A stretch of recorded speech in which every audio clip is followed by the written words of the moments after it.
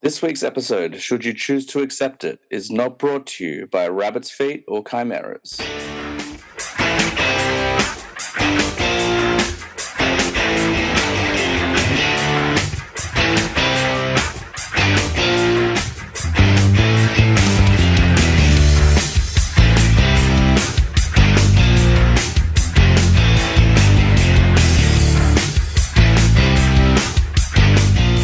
Welcome to I Was a Teenage Film Snob. I'm James Chalmers, your friendly neighborhood film snob. It is another Pod Squad show, and boy, do we have a show for you today. But before we start, we must remind you, of course, who joins me on each of these ones. First of all, she's fantastic. She's well prepared. She is armed with paperwork and facts. Please welcome back to the show, Maddie Schultz. Good evening. Not tonight, I'm not, but normally, yeah. Sure. Could you tell that I just made that up on the spot? I was like, Yeah. what's her superpower? I actually have a couple of notes on my phone, but there's no diagrams tonight. I shared some of your notes on the Instagram, and people were digging that. How old did I sound when I said on the Instagram? On the internet? And yeah, that's it. On the web when I was surfing it. And you just heard him. Obviously, we can't have a Pod Squad show without the OG himself. Welcome back, Nick Owen, to the show as well.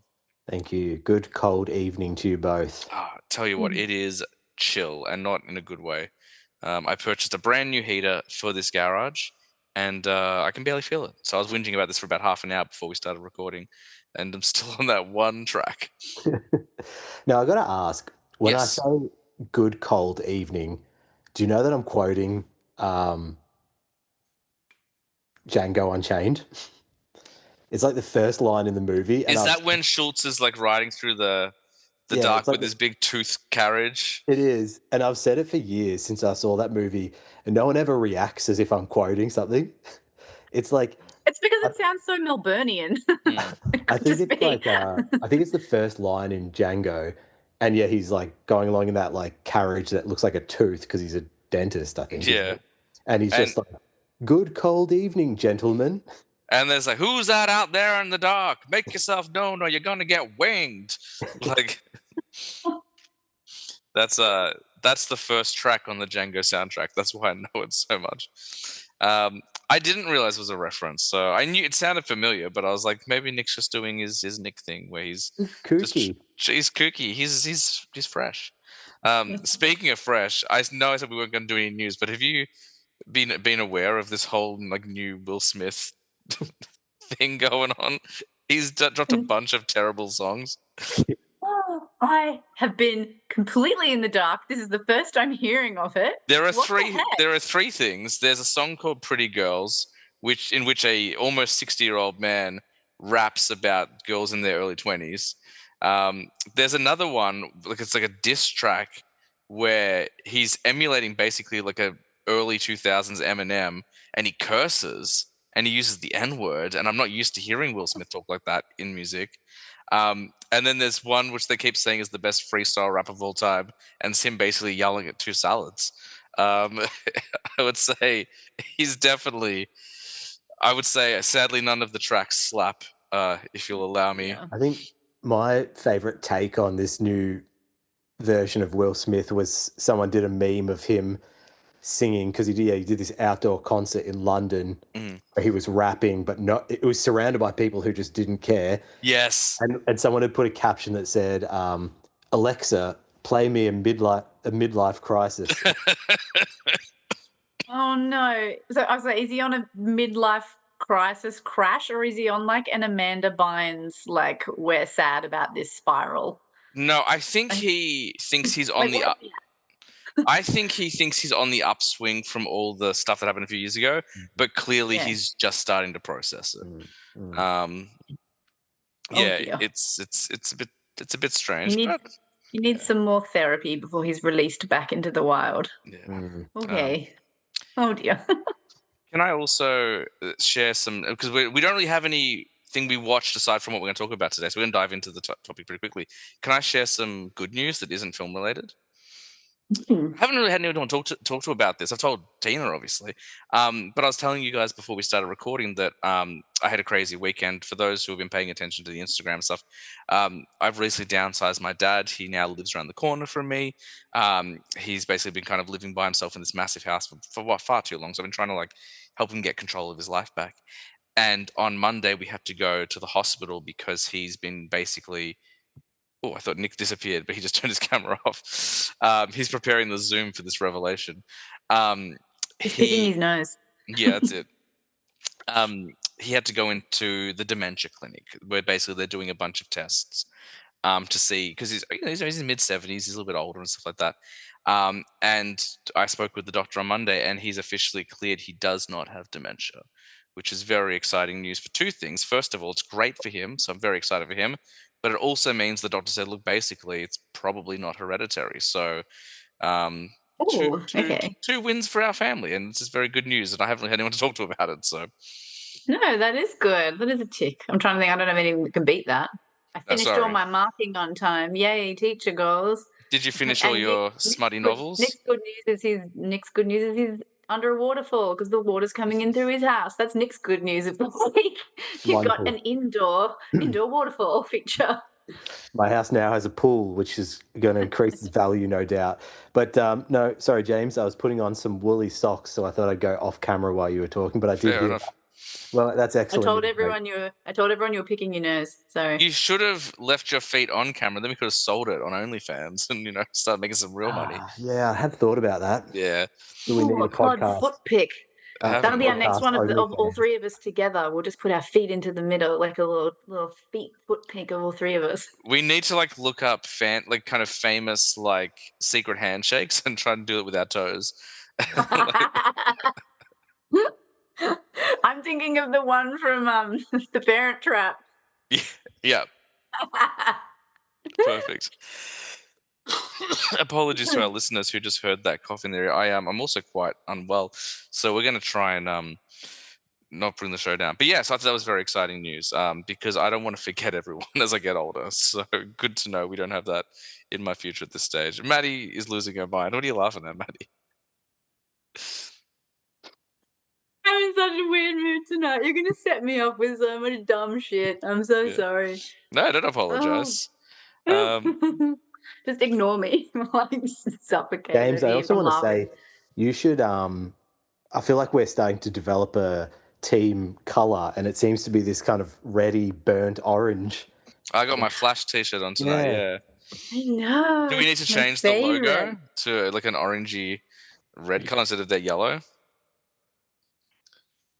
I'm trying to send...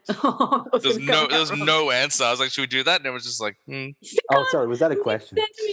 Nick sent me a foot pic. So yeah, I got it as well. I was trying to reply something sexy back, but not like that. I was trying to do a sexy emoji, but now it sounds like I'm sending sexy things back to Nick. It's all gone wrong. You got to do the sweaty face emoji. That's what you got. I was going to do the licky face. Some merino wool socks, eh? That's pretty sexy. If you wanted to just go just take it from 0 to 60, you just send the eggplant, and that's it. It's weird coming from our only female co-host. To a man? Yeah. I don't think our group is really at that level yet of sending the eggplant to each other. Oh, I just sent it to myself. That's fair. That's fair. What can I send? I'm looking through my emojis now. Sorry, I told you. I warned them before we started recording. I am in a wacky mood, and they'll be derailing shrimp. I'm sending you the shrimp. But that's good. You come in with some hot, wacky takes, which is Wacky Maddie is my favorite version. I was in the I was giving Zoe a bath before I came to record, and I was showing her TV show intros from the kids shows we watched when we were children. And Madeline came up, and it reminded me that when I first became friends with you, Maddie, I kept calling you Pepito. That was my nickname for you, for months. And then I had to be like, dude, my name's not even Madeline. Yeah, I know. I was like, yeah, but I got nothing. Just give me this. That was before we were really friends. I remember you said we became friends on Facebook because I obviously met you through Tina. And you sent me a message, and I'm sure it was you messing around, but I don't know because I didn't know your sense of humor back then. You're like, this is a trial basis. Like, if you give me reason to not be friends with you, I will unfriend you. And I was like, wow. That's me being sassy. You're on probation. Impress me that's or what die. it was. Yeah, it was on probation. That's what it was. And I was like, well, I'm just going to keep calling you Pepito until you say stop. Gosh, how do you feel? Nick passed that with flying colors. We were friends in like F1. I was like, you're a Nolan fan and you can talk about Nolan and you're intelligent. Done. We're friends. Yeah. We You were didn't have to go through any hoops, Nick. classic definition of fast friends, weren't we? You were as Seymour Skinner. No, not Seymour Skinner. Oh, what's his name? Damn it. The other Skinner. What? Skinner from Hot Fuzz. You became firm friends, is what I was going to say. I should know All right, his Nick. name. Nick is our fearless leader tonight. So shut up, James. And Nick's Sorry, mission, see? should he choose to accept it. What if I just was like, nah, I don't accept it. See ya. I always wondered that in the movies. I'm like, they're given an option. Like, why do they keep saying yes? Maybe there needs to be like some secret password or phrase that they have to say to actually opt out. They can't just be like, nah, mate, soz, I got to wash my hair. Maybe there's some like I don't know, Then I always ancient wondered, Latin that they've got to do.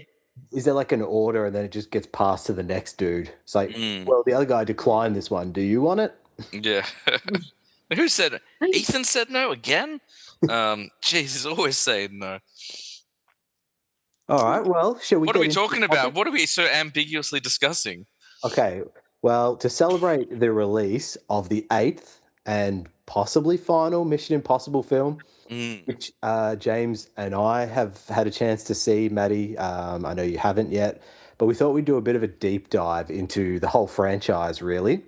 So there's been some real good efforts this week. James, you got through 6. Yeah, and we should say, like, I know we teased it on the last episode. We didn't make any firm decisions until last Thursday. So I have powered through 6 of them, and they get longer quickly. Yeah, they do. They do. And Maddie, you made it through the first 2, which is still a good effort. I myself got through 5 just. I limped to the end of 5. But 6 is like one of my favorite movies ever, so I can talk about that with some level of confidence. But I thought, what might be fun is if we just do a bit of a deep dive, we can talk about them as they came out, get some takes, get some thoughts. We can maybe try and sell the ones to Maddie that she has not seen. So I guess as a starting point, before we actually dive into the individual films, what did both of you, and I'm happy for maybe James because you've probably seen more, for you to start. What were your thoughts on the Mission Impossible franchise before we sort of did this deep dive? What does it mean to you? Yeah, so it's one of those franchises that's always been on my radar, and I think I watched the first one at a pretty young age. Like, I would say probably before, maybe by the age of 10, because I remembered very specifically the elevator shaft. Like, I would say that is one of the most iconic images from any movie in the franchise, but no one talks about it. It's so brutal. So that stuck with me, especially at a young age. And then I remember seeing the second one, I think, when I started working at the video store or just beforehand. And then I didn't watch any of the others until the year Fallout came out. So it was kind of, they were on my radar, but I wasn't really a big action film guy. I was definitely into my more snobby phase. So I wasn't really a big Tom Cruise guy. So there's no real draw for me to go and check them out. I was like, just another dumb action film. And then when Fallout was coming out, and I was a huge Henry Cavill fan, I was like, I should watch these Mission Impossible films and see kind of what there is to them. So I watched them all in the lead up to Fallout. This is going back almost 7, 8 years ago now. And I remember really liking some, not clicking with others. And I remember walking out of Fallout, and you loved it because we went and saw it together. You, me, and Tina went and saw Fallout together. Tina really liked it. You loved it. And I was like, it's fine, I guess. And not really getting the whole thing. And I think just because I was still obviously very particular about what I watched, and I wasn't quite on board with it. So going into the rewatch this time, I was looking forward to it, but I was like, this might be a slog for me. And like but I also knew that every film I didn't like before 2020, upon revisiting, like 95% of them I've enjoyed thoroughly upon rewatch. So I knew that it could be a slog, but I would probably enjoy most of them to some degree. And I guess I won't spoil how I feel about them. Yeah, well, to be determined, I guess. Yeah. And Maddie, what about you? What were your sort of thoughts on Mission Impossible before we started this exercise? It wasn't in like my bandwidth at all. I don't normally watch Tom Cruise films except like in the last maybe 5 years. I was introduced to Edge of Tomorrow and I really liked him in that. Yes. So I think if I hadn't have liked him and his performance in that film, I reckon I would have been even more like defiant to watch the franchise. But because I liked him there, it gave me more of a like, nah, give it a chance.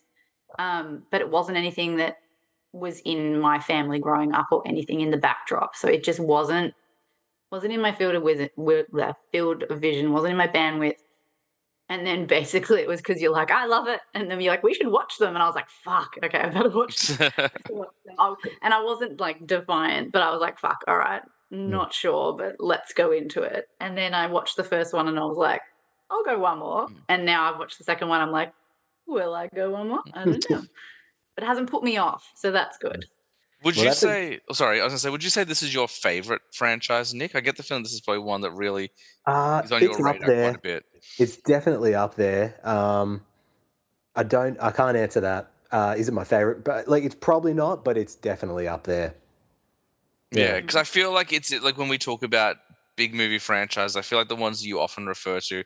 Obviously, we talk about the Marvel stuff and some of the DC stuff, Star Wars, and then I feel like not too far behind, Mission Impossible gets quite a bit of kind of lip service as well. Yeah, and I think that like I would say the last like 10 years of Mission Impossible have like brought it up to the same standard that like the James Bond franchise is, which I never thought I would say. Like to me, it always sort of felt like a sort of B grade, like like James Bond, but they didn't quite get it right. Yeah.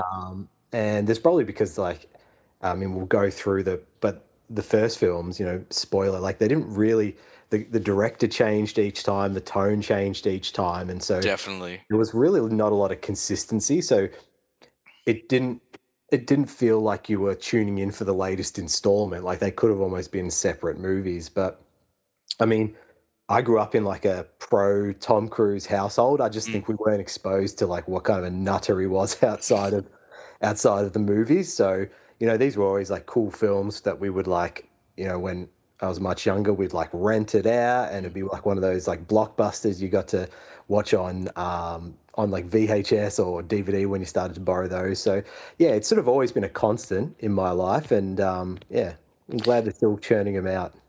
I think one thing that's probably worth mentioning, I'm sure both of you are aware of this, but maybe some of our younger listeners don't know, because we actually do have a lot of, I think the largest portion of our listeners base is like under 30, is that it's based on a television show from like the 60s and 70s. Like that iconic theme you hear was the TV show theme back. Like, I think it came out around the same time as like Get Smart and stuff like that. I think that's right. Yeah, but obviously I haven't watched the show. That's how I got into it. 'Cause my dad loved the show, so he introduced me to Mission Impossible like in the late 90s. Yeah. Yeah. Where do you want to? I guess, do you want to start with one? How do you want to do this? So we start Maestro? with the start. So this franchise kicks off in 1996. So the first film for people playing along was directed by Brian De Palma. Yes. Which I actually had no idea. I mean, I forgot. I wouldn't have known who Brian De Palma was back, like, when I was growing up and watching this. But now we obviously know, I have an idea of where he sits in the scheme of things. And you can really tell it's a Brian De Palma film, I think. But I've done my favorite thing. I've written a little synopsis for each one. So with your permission, may I? We choose to accept. When a mission in Prague goes wrong, IMF agent Ethan Hunt becomes the prime suspect in a mole hunt. With his team dead and the CIA on his tail, Ethan must go rogue to uncover the real traitor within the agency, using deception, high-tech gadgets, and daring stunts, including a famous infiltration of CIA headquarters. He assembles a new team to expose the conspiracy and clear his name. So the team members here, obviously, we all would have seen it. His initial team get kind of wiped out early. So it's kind of two teams in this. So the original team has Emilio Estevez, which, like, phenomenal. Shattered. Yeah. I've never gone from, ooh, okay, I'm now quite invested and interested in this film to, Emilio, no. Kristen Scott Thomas. Is it Thomas? Thompson. Yeah, Kristen Scott Thomas. John Voight and Emmanuel Bayard. Thank you very much. I was going to butcher her name. And then later on, he's joined by Ving Rhames. This is where Ving Rhames enters the franchise, playing Luke. Who is looking pimp AF in this film, can I say? Love him. But that doesn't change. He is he's a massive highlight throughout the whole series. And Jean Reno which I'd forgotten he was in this movie. Jean Reno, yeah. He just has a small cameo. I mean, he's only in a couple of scenes, but he has a big impact. As soon as he came on the screen, David was like, Leon the professional. Of course I hired him. I'm like, makes sense. He's way better than Emilio's character. He was shit at his job. I'll start by saying, like, now that I've watched it, I haven't really done this exercise before where watching them kind of all the way through. This has way more in common with 1970s spy films than it does with the modern, like, versions of Mission Impossible that, like, or what the franchise became. So I'm keen to hear from both of you. We can probably spend a bit longer on the first two because we all just watched them recently. But yeah, what did you think? Maybe Maddie, do you want to kick us off? Because this was probably more novel for you. I went on a wild ride. I think the majority of the film, I was just like, oh, who are they? Oh, they're not real. They're planted. Hey, that guy looked at the camera. She's too hot to be his wife. What's this age gap? Like, I just had lots of really weird fucking things to say. And, like, I really enjoyed things like, oh, cool, they're back at that really random, like, apartment, but it's not really an apartment. And why is she on the floor in a sleeping bag? That's weird. And then she goes and sucks his fingers, and, like, it was just some interesting bits. So when I said, like, you can see that it's a Brian De Palma film, that kind of weird shit is very De Palma. And, like, you know, when you meet up, you know, where there's a meet up at a train station with the old landline phones, or, you know, what are they called, public telephones and things at a train station. I was like, oh, and we're in trench coats. I was like, oh, this is fun. It did remind me, of the old, like, it seemed more a foot in the door of the spy film rather than an action film. I was so sad. I think, I almost had a big cry when they, like, blew up the fish tank. I was excited about the fish tank. How much water was in that restaurant, by the way? Yeah, there's a lot going on in that restaurant. But there was some inconsistencies that you can't help but pick out, and then you have to sort of resettle yourself. Be like, no, it's 1996, and we're making a spy film, and it's number one. Like, come on. But I'm sure you're going to tell me. I'm sure I feel it in my waters, but I couldn't get past so many fucking mask reveals. Oh, I was like, that doesn't stop in the franchise. I feel it in my waters that now that is a staple of the franchise, and it doesn't stop, because I can just tell that they're like, we did it so well. It was so just normal and throwaway and convincing that the mask reveals just keep happening in all the films. So I had a good giggle at the mask reveals every time, and then I started to get a little bit stupid and be like, the character's got a mask on, and the dog has a mask, and the train and the helicopter. I couldn't keep up. I had to sort of pause and be like, hang on, I'm going to go back through. I can't keep up with really quick spy films just on a first watch. I just can't. So thank God I had David next to me, and I was pausing, being like, go. Make me understand. Yeah, the masks are just like one of those, like, fantastical things. You kind of just like, okay, as if putting on a mask changes, like, your height and body shape. Your smell. Yes. Like, excuse me, I can smell. Everyone's different. I can have my eyes closed and know who everybody is based on smell, basically. So I'm like, I don't care if you've got a mask on. Tell you what you smell like, but if you stood next to each other, I'd be like, well, that's James and that's Nick. I would just know, because I'm blind as a bat, so my other senses are, like, superhuman. So but when there's characters that are like 6 foot tall, Yeah. and then you're like, Tom Cruise, yeah, I put a mask on. You're like, you didn't grow taller. Okay. I'll tell you what, they do a But- good job of making him seem tall in this franchise, though, or at least not short. Like, especially as the movies go on, you're like, you know what? I totally dig that he's, almost as tall as Henry Cavill, even though there's no way. I don't want to ruin it for you, Nick, except every time he gets on a motorbike, I'm like, he's so little. They can't change the motorbikes. Yeah, So he sits on a motorbike and you're like, look at you go. They probably would have for the more recent ones with the technology available, yeah, but they definitely not those like little Pee-wee bikes, that kids ride. Little 250. Yeah. Anyway, I couldn't quite keep up, but I stopped and started, and there was some things that I was like, why? But in general, I didn't turn it off. I didn't stop it. I didn't throw the remote. I didn't say I hate it. And I watched the second one on my own free will. So it's Very, in there. Very good. James. So I've always held the first one in really high regard. And my first hot take and maybe controversial opinion is that I don't like the decision that they became more action focused. I think like Macquarie does a really great job of creating action films. We'll talk about them, but I miss like it's almost like they're trying to stuff too much movie into the time frame. So like when they do, like it's like obviously Tom Cruise wants to keep doing these bigger and bigger stunts, but I'm like, let's strip it back. Like, let's just go back to Spice. So I actually think the first one is probably in my top 3 for the franchise. I think it sets the tone well, and whilst the tone does change, I think it really does a good job of honoring kind of that original series and like kind of honoring the genre whilst being fresh and different at the time.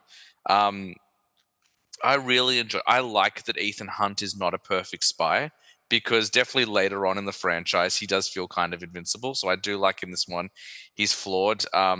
It has the most iconic sequence of a 90s film, him dropping through the ceiling, which is really good. I think I texted you. We were texting constantly as we were watching the films together, and I said, Emmanuel Bayard is my hottie of the week. And then I put on 2 and Thandie Newton came on. I was like, hang on. Actually, I could be wrong here. I really like the twist. Like when I saw it for the first time, like I remember that twist like better than almost anything. It's so memorable to me. But at the time, I was like, wait, what? Like this character is, well, I mean, it's a 30-year-old film. Like, spoiler alert if you haven't seen Mission Impossible. But John Voight being alive and being behind it all was a great like plot twist. And the fact that I did a big like, ooh, and that his wife was kind of in on it and stuff. Like, yeah, I really dig it. I think it's really good. Like, and it's the only film in the franchise really that has that tone. Like from the second one onwards, it's very much an action film.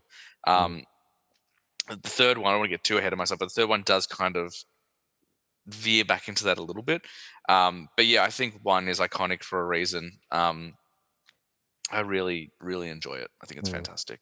Yeah, I think good observation about. I mean, like when you get to the back half of the franchise, and he is like an invincible godlike figure who knows everything and can't be killed. He's kind of young and naive and not that smart in this film, and I think that it makes the character a bit more intriguing.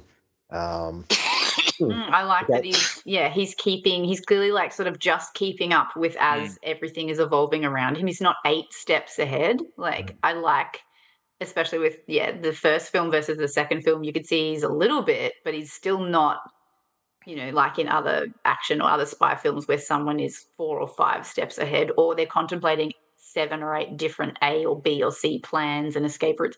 He's kind of still just sitting in that pocket. And I like that. That made it more believable. Well, not believable, but that made it more palatable with those early films. I will say, to this day, Impossible Mission Force is the dumbest name for an organization I've ever heard in my life. I think referring to them as the IMF is a good idea. But like, I was like, you can tell this was created in like the 60s or 70s, because at the time they're like, yeah, it's the Impossible Mission Force. See, nothing's too impossible for them. But like now, it's like, come on, it's like saying Power Ranger out loud as an adult. It's like it's a bit silly. If I'd be keeping the full name quiet, I'd just say I work for IMF, And then if someone said, "What does that stand for?" just say, nah, don't worry about it. It's top secret. Yeah. And we'll just keep track here. So Mission Impossible 1, Tom Cruise's hair, shortcut, Yes. very, very sort of military. Very important. No frills. Fast forward to the year 2000. Before we do, can I also say, sorry, I was thinking about this before. I was tracking it as I was watching them. This franchise has been going on for 30 years, but this might be the franchise with the longest gaps between movies. Like, it just feels like, with the exception of the last two, it's like a 4-year gap, a 3-year gap, a 6-year gap. It's like, what's taking so long to make these movies? And like, I know, like, it turns out Tom Cruise just doesn't stop working. Like, that's probably the main reason. But yeah, there's some very large gaps between films in the franchise, which is kind of surprising because I think they were all successful. I don't think any of them underperformed. I think No. So were the first two films two different, like, is it different directors, and then from 3 onwards it's the same director? No, so the first one is De Palma, the second one is John Woo, the third one is J.J. Abrams, the fourth is Brad Bird, and then the last 4 are all Chris McQuarrie. They did the Harry Potter thing where the first 4 are all different, and then one guy did the back innings, if you will. So this is John Woo, and that means slow motion shots and doves. So I'll give a brief synopsis so everyone knows what we're talking about. Did you want to share your thoughts on the first one, or did you really get a chance to share your thoughts? Yeah, I think I did. Yeah, okay. It's iconic. Love it. Like, kicks off the franchise. It's way more gritty and grounded. There's not. I mean, the CIA stunt is incredible. The train with the helicopter going through the tunnel is laughable that helicopter would survive for like 1 second of doing that. But yeah. And you giggle the whole way through that final scene. And, well, in the 5th one, he goes down a giant toilet, basically. So, you know. And the other thing I do love about that first one is it is very tactile. Everything feels lived in. It's not like glossy spy gadgets that's like the first time they've ever been used and they look all nice. It's a bit more like lived in, which I really like. And with the exception of old mate Emilio, it does, with his modern 90s outfits, it does feel kind of timeless. Like, it's, the kit they're using could be in the 90s, could be in the 70s. A lot of the outfits they're wearing kind of nondescript, as Maddie was mentioning before. It's like trench coats and suits and stuff like that. There's nothing to kind of like pin it to one era, which I quite like as well, where as we progress through the franchise, especially once they really start and get involved with computers, like, there's no doubt it's made in the 21st century. So... sorry, you were going to introduce number 2, and I had to just keep my mouth open. Mission Impossible 2, year 2000, Y2K. Ethan is tasked with stopping a rogue IMF agent who plans to unleash a deadly bioweapon called Chimera. It's cool. The mission leads them to Sydney, represent, where he must manipulate and protect a thief named Naya, who has had a past as a villain. The film shifts into a stylized, action-packed, romantic thriller with slow-motion shootouts, motorcycle fights, and a lot of face swapping. Yeah. I will start us off by saying this is by far the worst film in the franchise. I really do not like John Woo films for this very reason. I can see a shocked face there. Sorry, Maddie. No, I'm thinking, oh, fuck. I thought it was okay, so how am I going to keep going? Oh, they're going to get better. It's widely considered the weakest in the franchise. Yeah. Like, people like it gets significantly better after 2. Okay. Like, yeah. Though, you know what? And I'll go through the bit part players. So obviously we've got Ethan. Thandie Newton plays Naya, the thief. Who's really good in the flick. She's really like... Yeah. Do you know, it made me think... This movie made me think of like the Brosnan era Bond films. It felt very much the same kind of tone as those. Anyway, sorry, continue. But yeah, she reminded me of a Bond girl. Like, she really kind of played it like that. Yeah. Ving Rhames is back as Luther Stickle. John Paulson plays Billy Baird, who is inexplicably on the team for this one film, and then he's gone. Yeah. And the villain, Sean Ambrose, is played by Douglas Scott. I loved him as a villain. Scottish villain. Do you know he I really liked him as a villain. He was like not like overly aggressive, ruthless, but he was like sharp and like yeah, he's like a piece of glass as a villain. I really liked him. This movie kind of screwed up his career because he was officially cast as Wolverine in the X-Men, and then the filming went overdue and they had to recast, and that's how Hugh Jackman got the role. So Douglas Scott he would have been a good Wolverine. He was meant to be see him in that role for sure. Yeah. Go on, sorry. He's got that grizzly. I could see him being a Wolverine, like a grizzly, worn-in look. Yeah. They'd started shooting, and they were like, "We need a Wolverine. Like, sorry, like you've lost the part." And Hugh Jackman got called like 3 days into the shooting, whatever. So, fascinating movie history. What could have been? But are we deciding his henchman, Richard Roxburgh?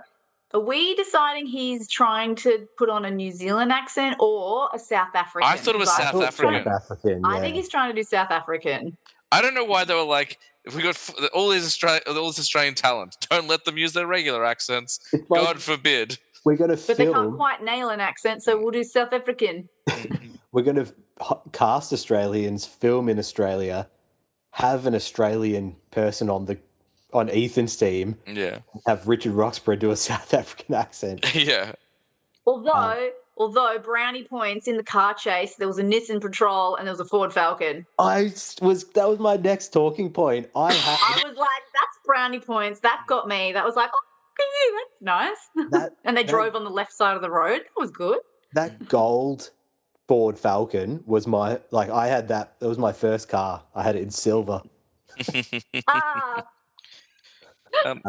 There's also a huge cast member we haven't talked about. Anthony Hopkins is in this movie, which I'd forgotten. Yeah, and Brendan Gleeson, yeah. Yeah, which, again, they're sort of very interchangeable, just like Ethan's boss, head of IMF, really just there for exposition and to move the story along. I also want to... really bitchy. He was such a bitchy little boss. I was like, excuse you, put your pants up so high. I would also like to point out, in your breakdown of the first film, and even in your kind of synopsis of this one, you talk about how there's rogue IMF agents and the CIA is getting involved. That's every Mission Impossible film. Like, just spoiler alert, every Mission Impossible film, there's a rogue IMF agent and the CIA is trying to get involved. Right, so I've got to keep track. Every film I actually have to actively keep track or call David and be like, David, what's... But I will say this, the last time I watched this movie was in the lead up to Fallout. I fell asleep watching it whenever it was. I found myself to be very bored by it the last time I watched it. This time around, I dug it. It's definitely the weakest. Like, it definitely and I was reading some trivia. Apparently John Woo submitted a 3.5 hour cut. And Paramount were like, no, 2 hours. So that's why there are some weird kind of plot holes and stuff like that. But I think for an early 2000s spy film, I think it's extremely serviceable. I think it's probably better than half the stuff that did come out at its time. It was just maybe held to a higher regard because that first one is so good. But I think, like, if you look at the standard of like early 2000s action films, I think it's fine. I think it's fun. I think you're right. It's like those the Pierce Brosnan era Bonds in that like 99, 2000, 2001. I think people just put stupid shit in movies thinking we'd think it was cool. Like in this film when they have that little like car. There was 5 mask reveals in this one. Fucking hell. They're like, he's behind her in the car and they're just having an amiable chat over the phone. And then she like rams his car for like no reason. It's that's like, why would you do that? It's stupid. Well, don't forget the throwing of the exploding sunglasses, which became like part of the promotional kind of reel for DVDs, where they're like superior sound, and they would use it on like every like menu screen for DVDs. And this is the beginning and almost the end of the era where Ethan Hunt, for no reason at all, like makes a snide remark to the camera. So there are 2 movies he does it in. In this one, he goes, if you know where I am, it's not a vacation. For no reason at all in this movie. And then in the third movie, he climbs up a wall, turns to the camera and goes, Humpty Dumpty sat on a wall. Like, it only happens in those two movies. It's very out of place and strange. Oh my God. Do you not remember that line in number 2, Maddie, where it's like, if you know where I am, it's not a vacation. It's not a vacation. Yeah, that's right from the beginning. I remember. And then at the end, the camera. And then at the end, Anthony Hopkins says it to him. He's like, "Don't tell me where you are. If I know where you are, it's not a vacation." It's like, yeah, that's definitely a callback. Well done. Tell you what, I reckon I still thought it was fine. Like I enjoyed it. I'm gonna say it was fine, and yeah, I won't be returning to it super soon. But it was completely fine. But I reckon I would enjoy it so much more if two things changed, because two things just really like gave me the ick, and it was right at the beginning where he sees Sandy Newton for the first time across the Bolero dancers across the dance floor, and he does this really creepy stare, but he's got like a grin on his face, like it looks like he's like mid-orgasm, like it's not okay. He just done Eyes Wide Shut, so he's probably still got some residual creep on her. He's probably still humming a bit, but yeah, it was like not okay. I was like, I don't like this. I'm already creeped out. I don't want to watch. And it's like 10 minutes into the film, and I was like, no, it's putting me off. And then the other one is, I reckon I'd like it so much more if there wasn't so many goddamn slow-mo stares of Sandy Newton staring off into the distance. I'm like, oh, she's glitched again. Like, and we couldn't even like keep up with the names. We were being so silly. We gave them all dumb names. So she wasn't even Naya, she was Baby T. And I was like, oh, Baby T's glitching, because she's always in like a cropped Baby T shirt. Couldn't. If those were changed, I reckon I would have been like, I enjoyed it for sure. But now I'm like, it was fine. Yeah, she's you probably remember her from Westworld. She's like the saloon operator, or whatever. I loved her in Westworld. She was brilliant. John Woo film. Like, I don't buy what he's selling. There's always slow motion. There's always like double cuts of things where it like he flicks the gun up and you get that from like two slow-mo angles and stuff like that. It just I was so bored, not to shit on it too much. I was so bored when they do that motorbike chase through like the Australian country roads. And it just went for so long, and then the fight scenes go for so long because everything's in slow-mo. So yeah. You're like, why are we here? She's dying. She has what, 25 minutes left. Why are we doing this? Why are we not getting the helicopter to pick him up? And like, what are we doing? Yeah. I did like that gun flick up from the sand and the turn, and then that's cool. You haven't seen that done before. That was cool. But yeah. Didn't make sense. Flippin' mask reveals. How did he flick that gun up so perfectly? It's Ethan Hunt. Yeah. He's now perfect. I heard someone say that Ethan Hunt now is on, like, you know how you say there's God tier and then there's like sidekick tier and whatever. I've heard him that there's Muppet tier, and he's like so untouchable and indestructible, and he can Muppet his way out of any difficult situation. He's on like the Muppet level, and I'm like, I like this. So I will watch the rest and be like, yes, I'm seeing Kermit. We are invincible. Now, number 3, go Nick. Number 3. We were just as one little bit of business to sign off on before we leave number 2, and that is a hair check. So in number 2, we have a gorgeous long model length, shoulder length hair on Ethan. Thoughts? I'm glad you brought this up, because I was thinking about it when I was watching it. Because at first I was like, long haired era. He's not quite jumping on couches yet, but this is kind of like, I don't know if he's post Nicole Kidman at this point, but that breakup is definitely in that kind of time space. But one thing I actually did enjoy in this film was he had, unlike in later films, because he gets very serious in the back half of the franchise, he has this very kind of boyish charm in this movie. I quite liked, like, he was like a little bit, like, he was a little bit flirty and stuff, and he was a little bit, like, I don't know, I really enjoyed long-haired Tom. Let his hair down? Literally. Like, I was like, I kind of like that he's very playful in this movie. Like, because these films get quite serious and dark and stuff like that. I enjoyed that in this movie he got to be a little bit playful and show that side. I really enjoyed the charm that he brought to it. There'll be more of that a little bit in 3. But definitely in the back half, we don't get to see that as much. The back half is very, very serious. So even though it's not linked directly to the hair, because he has the long hair, I'm like, oh yeah, that's when he was playful. So I do enjoy this take on the character. You can also talk about his hair if you want, Maddie. Sorry. It was fine. I like the swishy, shiny hair. I was cool with it. I'm very judgmental. I'm very judgmental of hair. And I was like, oh, yeah, swishy, it's shiny, it's clean, it's sitting where it should. There's no stupid, like, weird fringe covering up half the face that's, not moving the right direction when the wind's blowing on it, or he's in a motorcycle, it's actually blowing backwards. And, like, I like the swishy, shiny hair. Well, he obviously conditions it well. Okay. Are we ready to fast forward 6 years? Yes. Let's do it. Mission Impossible 3. No subtitle. This one, as James said before, was directed by J.J. Abrams, which you can tell there's lens flares all over the film. Ethan, is now semi-retired and training new IMF agents. He's pulled back into action when his protege is captured by arms dealer Owen Davian. The mission becomes personal as Davian targets Ethan's fiancée, Julia, in a globe-trotting race involving Vatican infiltrations, exploding brain charges, and a mysterious MacGuffin called the Rabbit's Foot. Ethan risks everything to protect the people he loves. So obviously, Maddie, you haven't seen this one, and you're asking, or you were prompting before, what's the selling point of each one? Yeah, but not for like the general audiences. Like, fuck those guys. Like, try and sell it on me.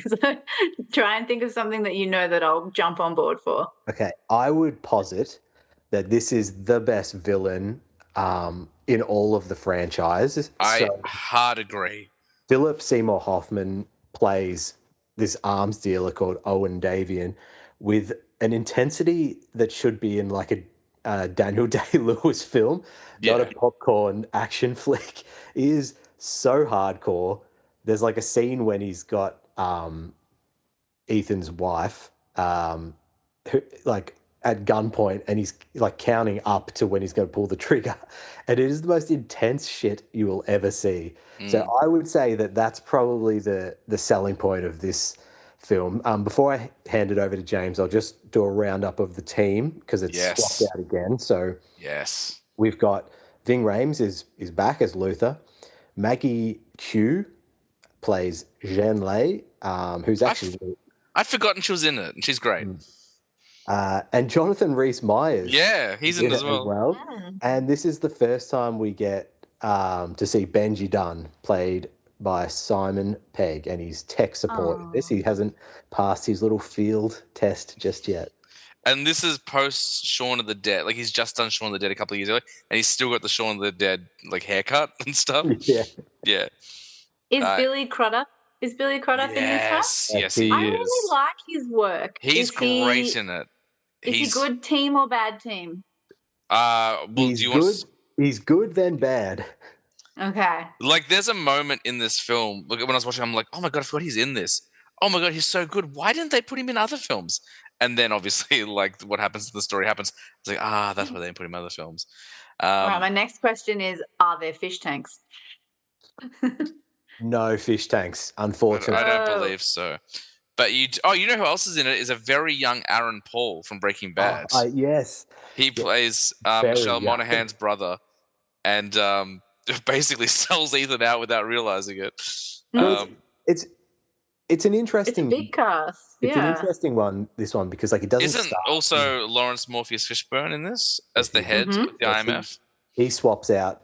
He subs in for Anthony Hopkins. It's an interesting one. It doesn't start with a big action sequence. It starts at home. They're having. No, it doesn't. It starts with Philip Seymour Hoffman holding a gun to his wife's head, and then it goes within less than a minute. It goes into the credits. It's the quickest pre-credit sequence in the franchise, and it sets the tone. You're like, holy shit, what's going on here? Yeah. And then we get Ethan at home hosting a party. I don't know. Yes. Is it an engagement party? I think it might be. Yeah, it's an engagement party because him and Julia have just gotten engaged, and it's like you're seeing like Ethan Hunt play homemaker. And he's like he's like the perfect boyfriend. Like he's like, I'll get the pizza rolls and stuff like that. It's really fun. It's really fun to see him in that environment. It's really he's trying to play Tom Hanks. Yeah. It's really the only time we get like outside of work Ethan, you know? Like there's the only time we see him when it's not like a mission based, which is quite nice. Are there any spy films where the spy husband's at the supermarket and then they fuck up the supermarket because he gets chased by someone? I'd like to see a film like that. Maybe like Mr. and Mrs. Smith. I've never seen that, but surely they're not at a supermarket, but that's getting close. But I'd love to see that. Just James Bond's doing the grocery shopping, and midway through, people try and drop him, and he just fucks up the IGA around the corner. Not a spy film, but Hot Fuzz. They have a big police shootout in the supermarket. Anyway, sorry, continue. Told you, derailed. My bad. That's okay. Look, this one continues the like.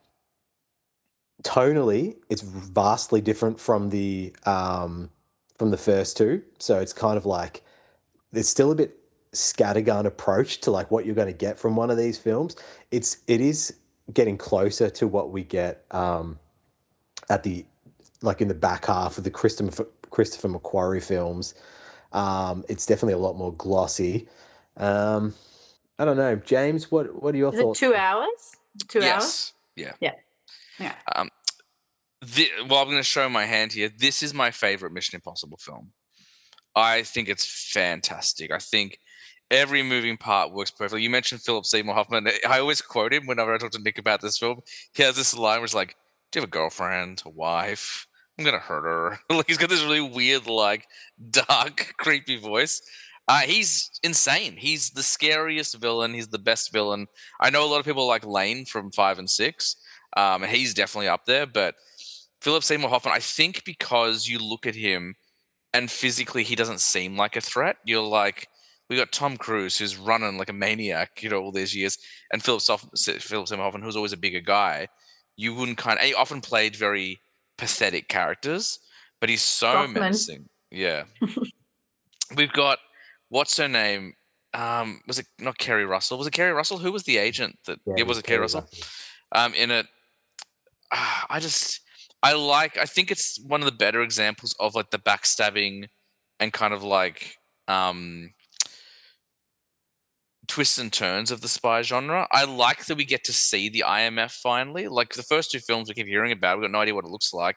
We actually visit the IMF, in this film. We get to see the inner workings. We get to see the people behind the scenes, the people on the phones, kind of setting up all these. Yeah, exactly. You get to see like, give me a tour of the office. That's some of my favorite. That's some of my favorite scenes in Men in Black when you get into their headquarters. I like that. That's cool. Yeah, look, the rabbit's foot thing. Yeah, it is a bit of a MacGuffin. And interestingly, it does show up later, which I think was a bit of a retcon for the franchise.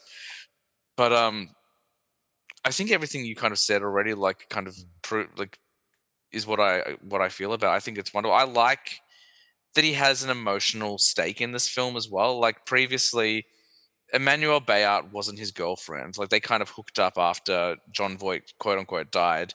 He kind of had the hots for Tandy Newton and stuff like that, but he didn't really have any emotional connection, anything to ground him. Like he was just doing it for the job. Whereas this, he's fighting for more than just freedom.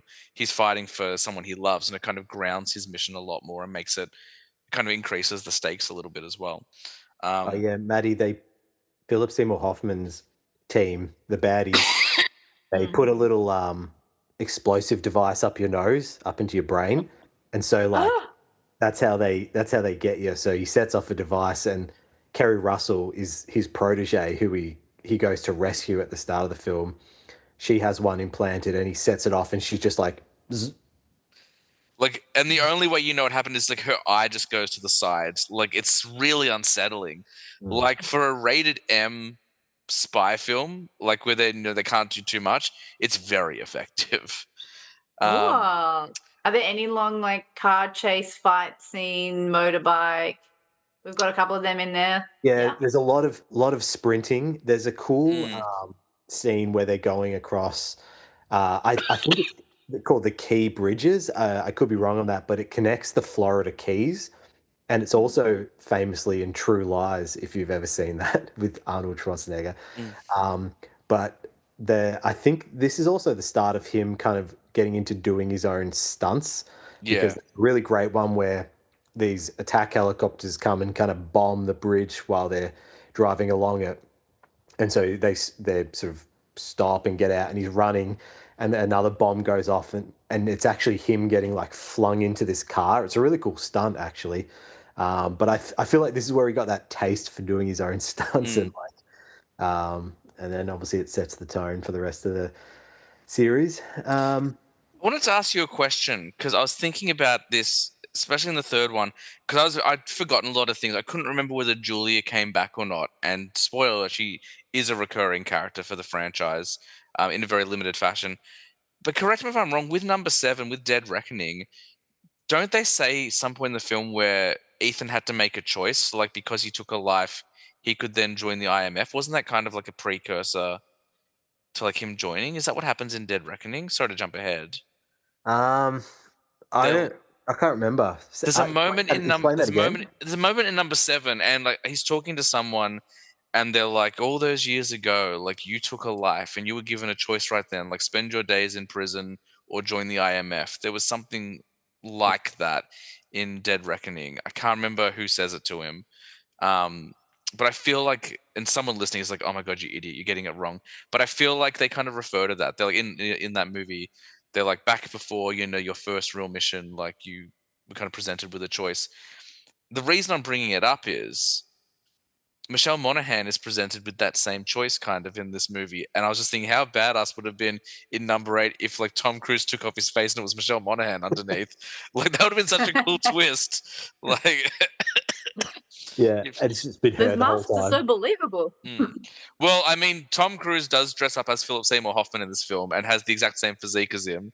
So, how? Yeah, more masks. It's like, what's his name from the second one dresses up as Tom Cruise? I'm like, you're like 8 feet tall. How are you pretending that you're Tom Cruise? Yeah, it's really good, and I think just for the villain alone, like it's really good. But also, yeah, like Billy Crudup is wonderful. Lawrence Fishburne, like the whole supporting actors, and then Benji. Like if you watch this film, if you didn't know that Simon Pegg was showing up, you'd be like, maybe he'll come back. I don't know. He's kind of just like you need a science guy. Do you know what I mean? Like you need a guy on the phone or whatever. Although their interaction in that final act, where he's like, "I'm definitely getting fired," is a really fun sequence. But then obviously he becomes a huge part of the franchise. But I love it. I think it's the best one. I don't know what comes second for me, but it's definitely the best one for me. I really, really enjoy it. All right, 3. Let's go. Well, we can't move on without just a little check-in on what's happening with the hair. So in 3, he just has normal guy hair. Not too long, not short. I'll Google it. Just normal I'll Google it. It's kind of almost like the haircut that I would get. Like just kind of like 2s on the side and back, and then a bit of a trim up top. That's what I tell my hairdresser, and they're like, "What are you talking about?" You can't see, but someone's done like a thing, so I can look at all the hair. Good, perfect. Well, why don't we start there? So, 2011, and he's back to like longer locks, if I remember correctly. 5 years later. But it's not like 90s Disney Prince center part bangs. It's like I'm slightly classier with a bit more money. Yeah, it's like Euro old money. Yeah. Euro old money long hair. So Ghost Protocol, Brad Bird, director of The Iron Giant and The Incredibles. That's right. 2011. Mission Impossible. It's been a 5-year gap. It is, yeah. Now, before I get into the recap, James, just to again, hot take you right back, I would say this is where the franchise takes a measurable step up in quality. I would agree. I feel like that 3, the reason I enjoy it so much is it feels closer in tone, at least on the espionage spy level, to 1. I think those two kind of work quite well in terms of that approach. 4 onwards, it's like, all right, now we're big action spy franchise. Now we're doing big stunts. We're doing crazy set pieces. Like humor. Like they introduce, they're like from 4 onwards, the films are funny as well as really great action films. Yes. So let's. I'll give you a recap, Maddie, so you know what we're talking about. Mm-hmm. So, after the Kremlin in Russia is bombed, the IMF is blamed, and the agency is shut down under Ghost Protocol, which is where we get the name of the film. Ethan and his team must operate off the grid to stop a nuclear extremist who plans to spark a global war. The mission takes them from a prison to the towering heights of the Burj Khalifa in Dubai, and which is one of the franchise's most iconic stunts, by the way. If you might have seen that pop up on like socials or something like that. So the team in this one, we get obviously Tom Cruise, Benji is back, and Simon Pegg as Benji, who's passed his field exam now, so he can actually take part in the missions. Paula Patton, who is freaking amazing, is in it Great.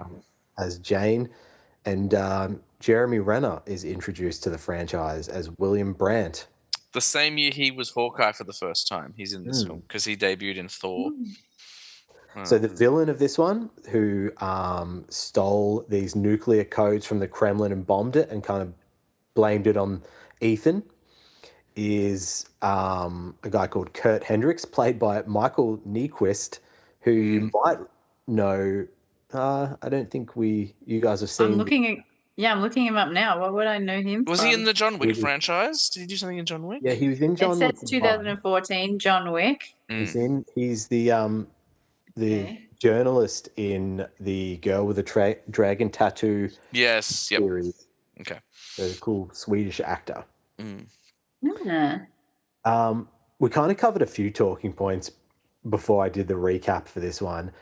I think this is now getting right into, like, you can see the franchise has found its feet, so it's like it's funny. They've got like a group of I mean, obviously you don't know this now, but this is going to be a consistent cast of like of supporting team members that you can kind of rely on. It spreads the load. I don't know if you notice this, James, but from this point onwards, like, Ethan isn't in every single shot. You can have little side quests the other team members do, which lets them kind of shine a little bit more. Absolutely. Jeremy Renner gets quite a bit of screen time and gets to do his own thing. I think losing him, because he's only in 2 of them, and I think because his Avengers schedule kicked up. I think what happened was that they kind of soft introduced him here, probably with a view to kind of have someone take over the franchise. Because I mean, at this point, Tom Cruise is in his 40s. And then I think Tom Cruise said, "Over my fucking dead body, I'll never stop doing this." Yeah. None of you will get the Tom Cruise, what is it, cream cake for Christmas if you fucking boot me. Yeah, that's right.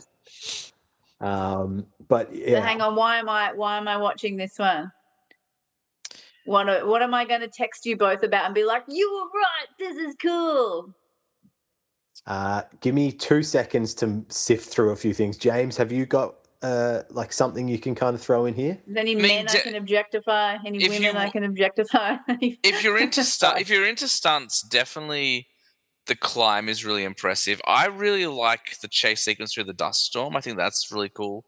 But again, that's just an action set piece. I'm trying to think back. I'm thinking mainly of I can definitely tell you why you'll like 5. Because there is a character that's introduced in 5 who is definition of badass that you're gonna love. But 4, I'll tell you what I do like in 4 is there's a tech moment which I think is really fun, which is the screen they set up. That was what I was going to say. Yeah. So basically, at one point they're infiltrating. I guess it's the Kremlin. I can't remember exactly where it is, but they've got to get past the security guard. So they throw up like this laptop screen or whatever, and it fills the room like a film projector screen. and the way that it's shot, it looks like just an empty hallway, but actually they're behind it doing all this sort of stuff. Yeah, so the screen, it's like a big projection screen with the camera behind it. So if you think of it so imagine It's a putting up back a throw, sheet back in a throw hallway. projector. Yeah, Yeah. and so they kind of like, there's a guard who's watching this hallway, and they kind of like have this little clicky thing which projects a sound behind the guard. So he like turns and looks, and then they like push forward, and then he looks up, and the hallway looks the same, but they're just behind this little screen. That's cool. Really cool. That's And then cool. at one point, Benji forgets about the camera, and like puts his head in front of it, and so you see from the where the guard is standing, and you just see his head on this screen. Yeah. Or like there's a great think- moment at the end of that sequence where like 8 people come in and the camera's trying to focus on all of them at once. So the screen keeps glitching and like the statue moves around and stuff. That's really fun. I think because you said that there's also like a little balance of humor in there. I think that'll definitely keep me going. I do like the light moments where they have a bit of a giggle with each other. That's definitely seems to be why they brought Simon Pegg in. He kind of established himself as a comedic actor with Shaun of the Dead, with Spaced. At this point, Hot Fuzz has come out as well, and he carried that film. I think people saw that and were like, "Oh, we can give him more to do," and to kind of be, the funny guy next to Tom Cruise's straight man. Because when you look at Simon Pegg out in the field, you're like, this guy does not belong out in the field at all. He's constantly like amazed by everything going on and just like shocked by everything. I will say my biggest critique of this film is that the whole point is the IMF is disavowed and they're down to like basics. And they've got the most advanced tech in the world still. I'm like, show me, this is not stripped back. Like, it's stripped back for them, I guess. But like, I'm still seeing more advanced tech in this film than the previous ones. Their summer home's been robbed, not their main season home. Come on. I kind of wished with the concept we had got something that was really stripped back, like just very much we can't rely on tech at all. We're relying on our training. Like that would have been, I think, a fascinating kind of way to challenge them. That's very Bourne, and Bourne was already first that's two true. Bourne films were out by then, so that's was kind true. of being Yeah, that's a good point. But that's my only critique of it. It's a really entertaining flick. Like Brad Bird knows how to make a movie. Is this the one where they go to India?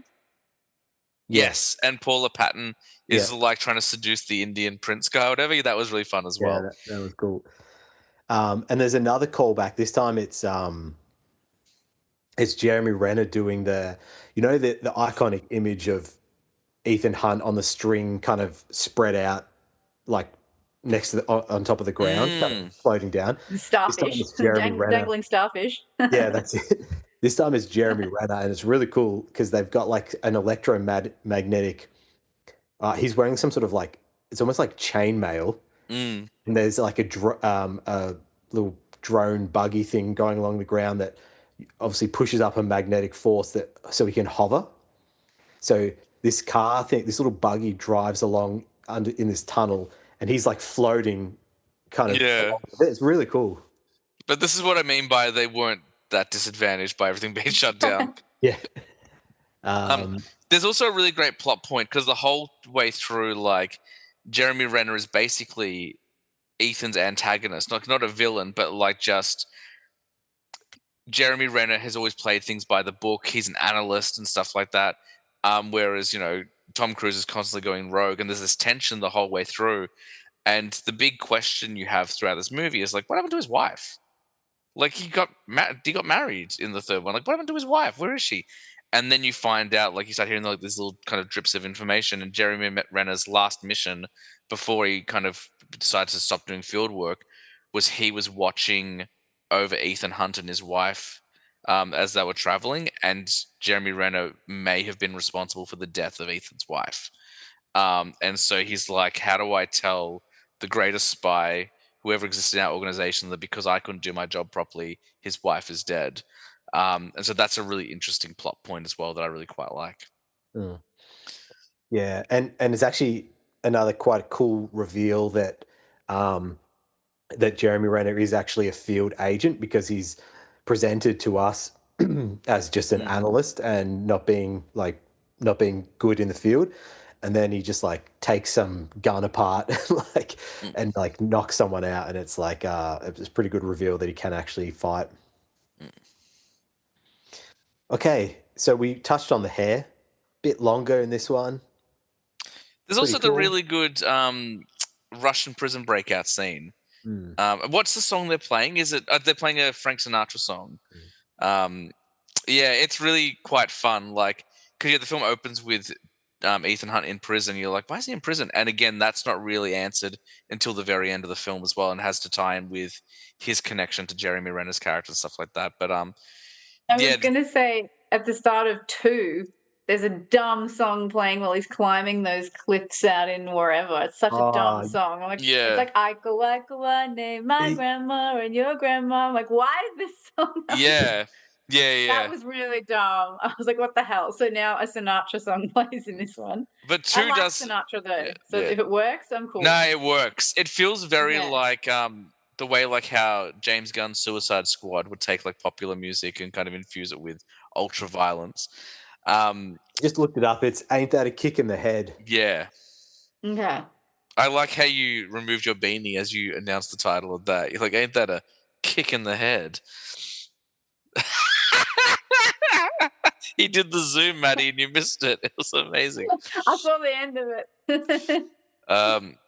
So I'll keep Nation? us moving because for Maddie who hasn't seen these, I don't want this to get boring for you. Yeah. Rogue Nation. No, I keep looking down because I'm checking the cast. So I'm looking at like who's in them that I can be like, tell me more. Like this next one you've got. You're doing very well because this is a lot of films in a row that you're just having to hear about. So yeah, that's okay because like I feel like I'm picking up a bit of the flavor. But like Rogue. Okay. So what is it? Rogue Nation we're up to. So already I love like Tom Hollander, Alec Baldwin. I was gonna say Alec Baldwin is probably like your hottie of the week for this movie. Like for this one, Baldwin. I don't know. For some reason, I picture as a Baldwin girl, but anyway. No, Jingchu Zhang. She's my hottie of the week. If she's in it, hell's yes. We are in 2015, and this is directed by Christopher McQuarrie, who is the director of all of them from this point onwards, but this is the first one that he does. The IMF is disbanded by the CIA, and Ethan is hunted while trying to prove the existence of the syndicate. Yes. A network of rogue agents. Ethan teams up with a mysterious agent, Ilsa Faust. The spoiler is the goat of his whose loyalties remain unclear to unravel the organization from within and prevent a global catastrophe, as always. I'll just maybe take a step back and say, like, these three, so obviously you've got Mission Impossible 1, 2, 3, and then Ghost Protocol, Rogue Nation, and then Fallout. I just think like they build and they get better and better. And so I know I'm getting ahead here, but by the time you get to Fallout, it is just like one of the best franchises ever. So this is probably the high point, maybe with Fallout, of the whole franchise. So I don't know. I just wanted to flag that. So strap in, Maddie. Nick, you've got the most beautiful glowing smile on your face. I can tell you're so happy and joy-filled. It is weird that like it took until the 5th movie to kind of come up with an enemy. Like, because the Syndicate is kind of like the Mission Impossible equivalent of Spectre in the Bond franchise. Like, this is your overarching villain, because the Syndicate comes back a few times after this. This is like, they're like the anti-IMF almost. It's like, it's the Legion of Doom to the Justice League. Like, this is what you want. So they're sort of agents similar to Ethan, but from all different intelligence agencies, communities from all over the world. And they've sort of been disavowed, or they've left their intelligence agencies and formed the Syndicate. So the big bad in this film is Solomon Lane, who's played by Sean Harris. And his team, we've got Benji Dunn, so Simon Pegg is back, Ving Rhames, is back. Ving is in number 4, but he's just got a cameo at the end, doesn't I he? was just about to say that. It's weird. He's in the last scene, so I don't know if he just had a conflicting schedule and couldn't do any of the other stuff, but he's right at the end of 4. Jeremy Renner is back, and as I said before, we get Rebecca Ferguson as Ilsa Faust. Yep. Possibly a good place to start. So she plays a MI6 agent who's undercover trying to infiltrate the syndicate. But we don't really know her motives for a lot of this film. But what we do know is she kicks a lot of ass. Yeah. You want to know a reason to watch this film? I could just say Ilsa Faust, but I'll go one step further, and there's an assassination attempt at an opera in which her sniper rifle is built inside a clarinet. Amazing. Yeah, I thought you'd appreciate that. Her rifle, so she has to pull it apart, put it back together to make it into the sniper, and then yeah. Oh, Yeah. okay. Does it still play? Yeah, it's like The sniper? as she's shooting bullets. I don't think this is a bold statement. I was going to say it is, but I don't think it is. She is arguably the best supporting character in the entire franchise. Yeah. She's you finally get a character who truly, I think, is as capable as Ethan Hunt.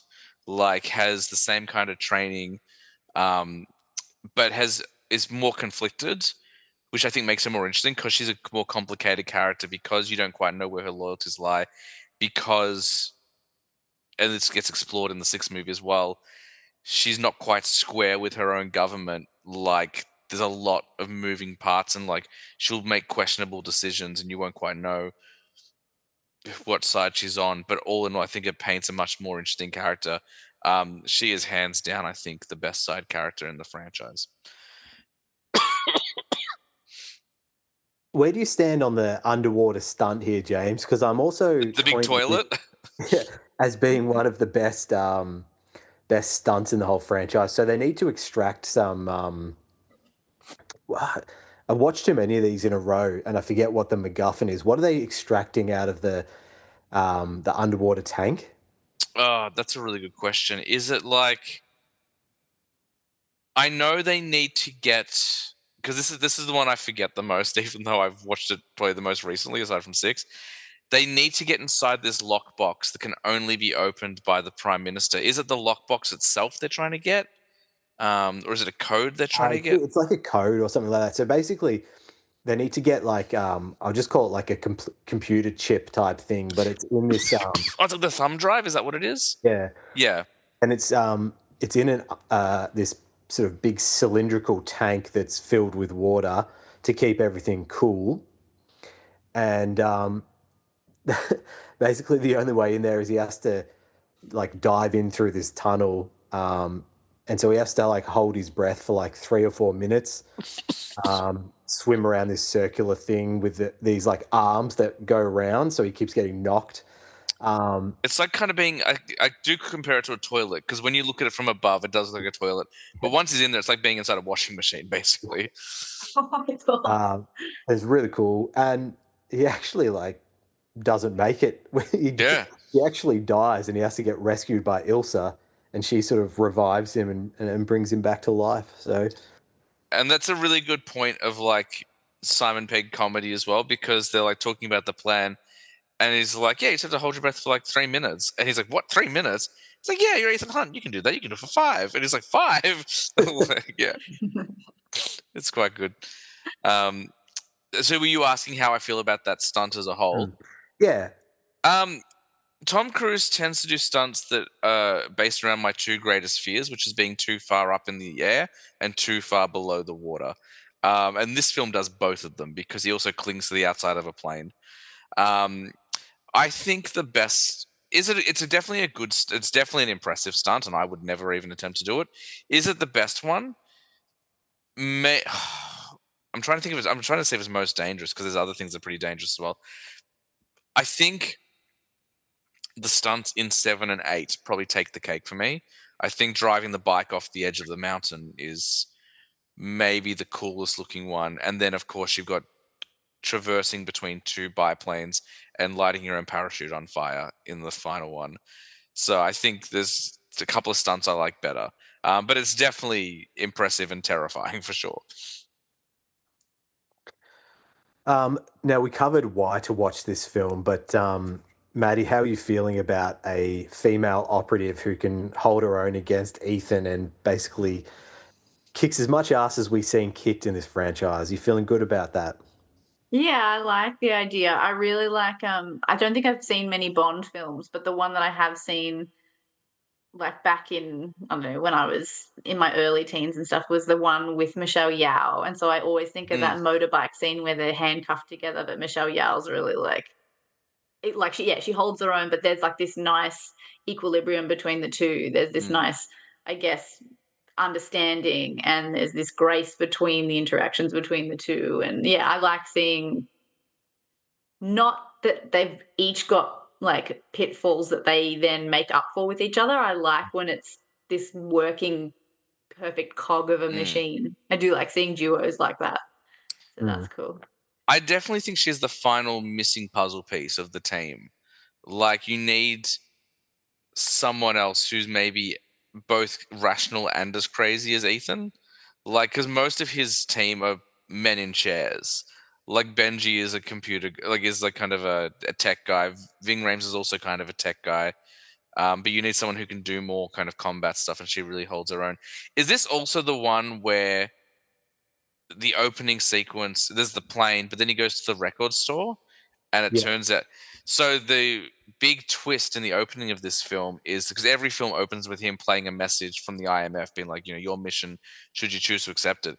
In this one, he's doing that same thing. He goes into this record store. There's this really cute girl who's like, oh, we're just about to close. She gives him a record and he puts it on.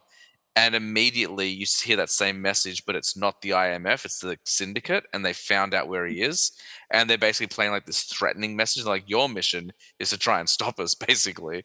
And it's like a cool little curveball at the beginning of, something quite late in the franchise. I really enjoyed that opening. Yeah, and I just like love that record store, by the way. Yeah, it looks cool. I just wanted to go shopping there. There was like there's this cool booth you can go in to play, like do the, you know how you used to be able to try CDs at a record store? Yeah. Very cool. Okay, and his hair is all starting to blend into one. What is his hair? Maddie, have you got your reference there? Tell me what he's doing in this one. I'll get my picture up. So I feel it's kind of longer in this one as well. Like, not long, but I think he's got like a shag going to it. 1, 2, 3, 4, 5, 6. No, it's sort of back to slightly longer than the first film. That's 5 or 6. Sorry. 1, 2, 3, 4, 5. 6 and 7. It's just sort of a little bit long, little bit of length, little bit of veranda, and then in the last few, I'm supposing it's getting like floppy to hide hairline issues. Yeah, potentially. Yeah, but in these ones, it's like a short, clean cut, little neat and tidy. So we're jumping into Fallout? We are. 2018, again, directed by Christopher McQuarrie.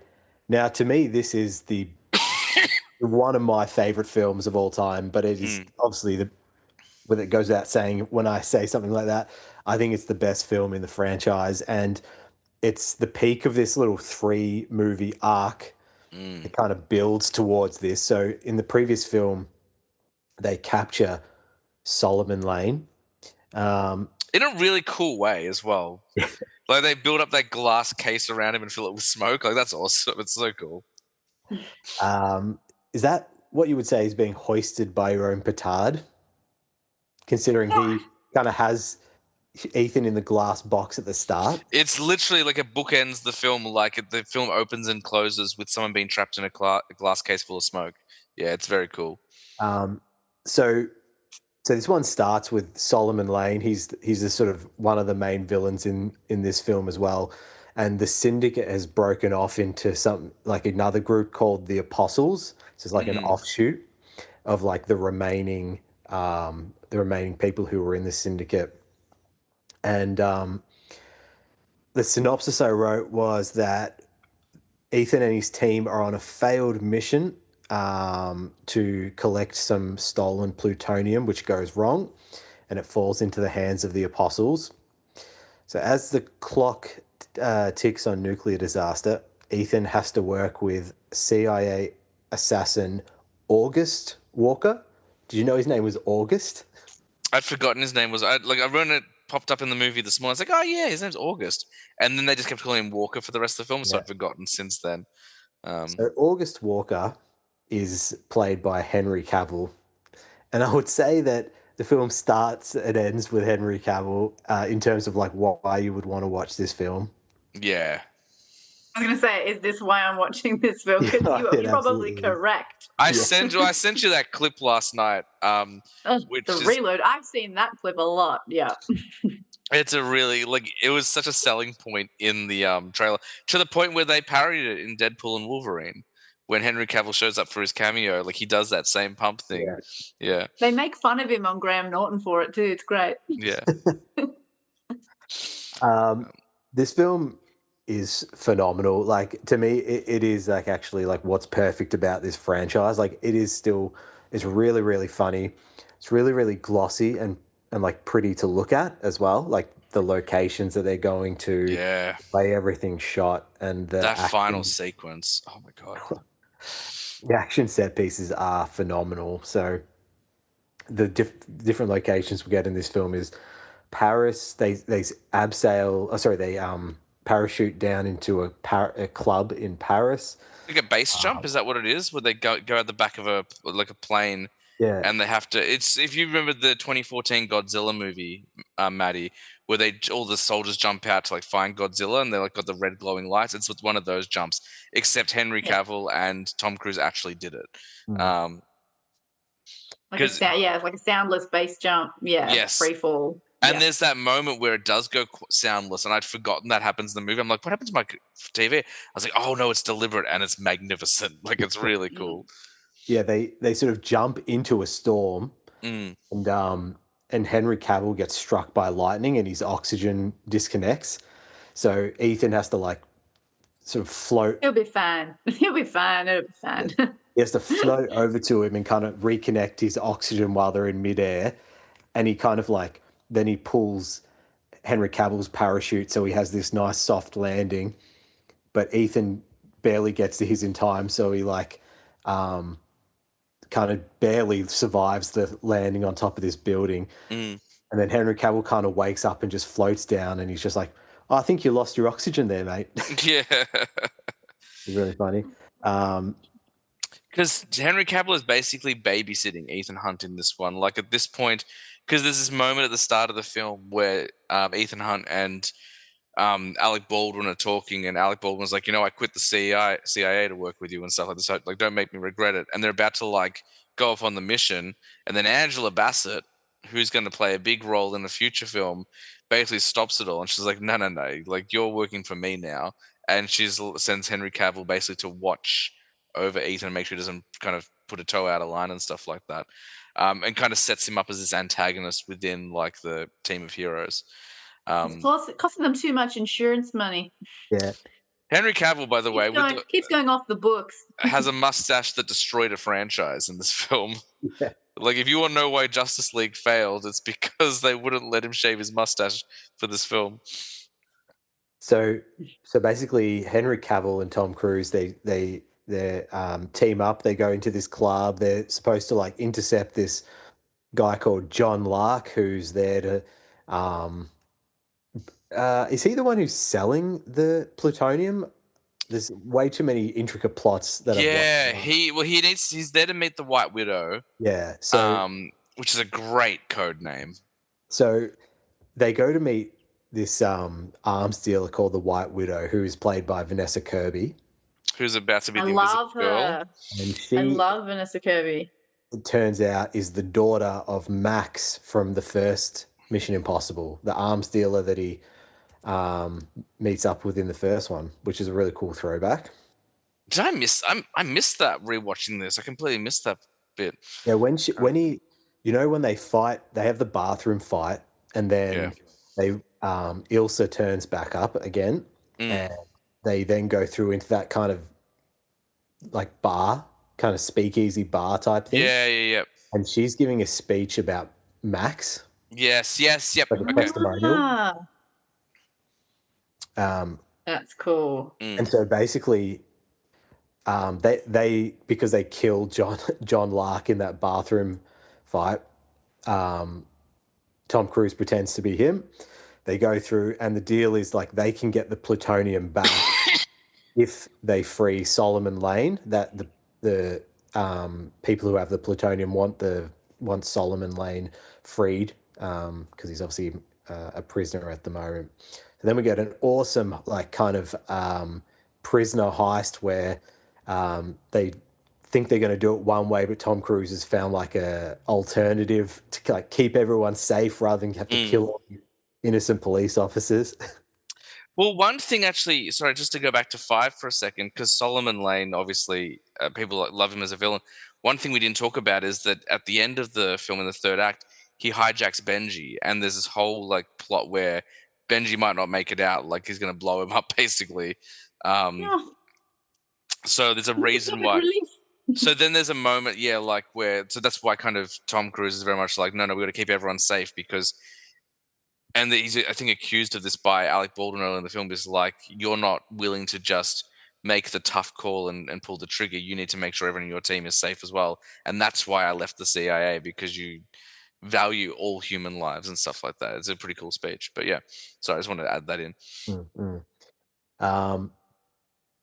So they free Lane, and then it actually turns out that Henry Cavill's character, Walker, is John Lark. He is this guy who has this manifesto about having to, there cannot be, or the greater the peace comes from... the greater the suffering, the greater the peace. Thank you, that way around. Yeah.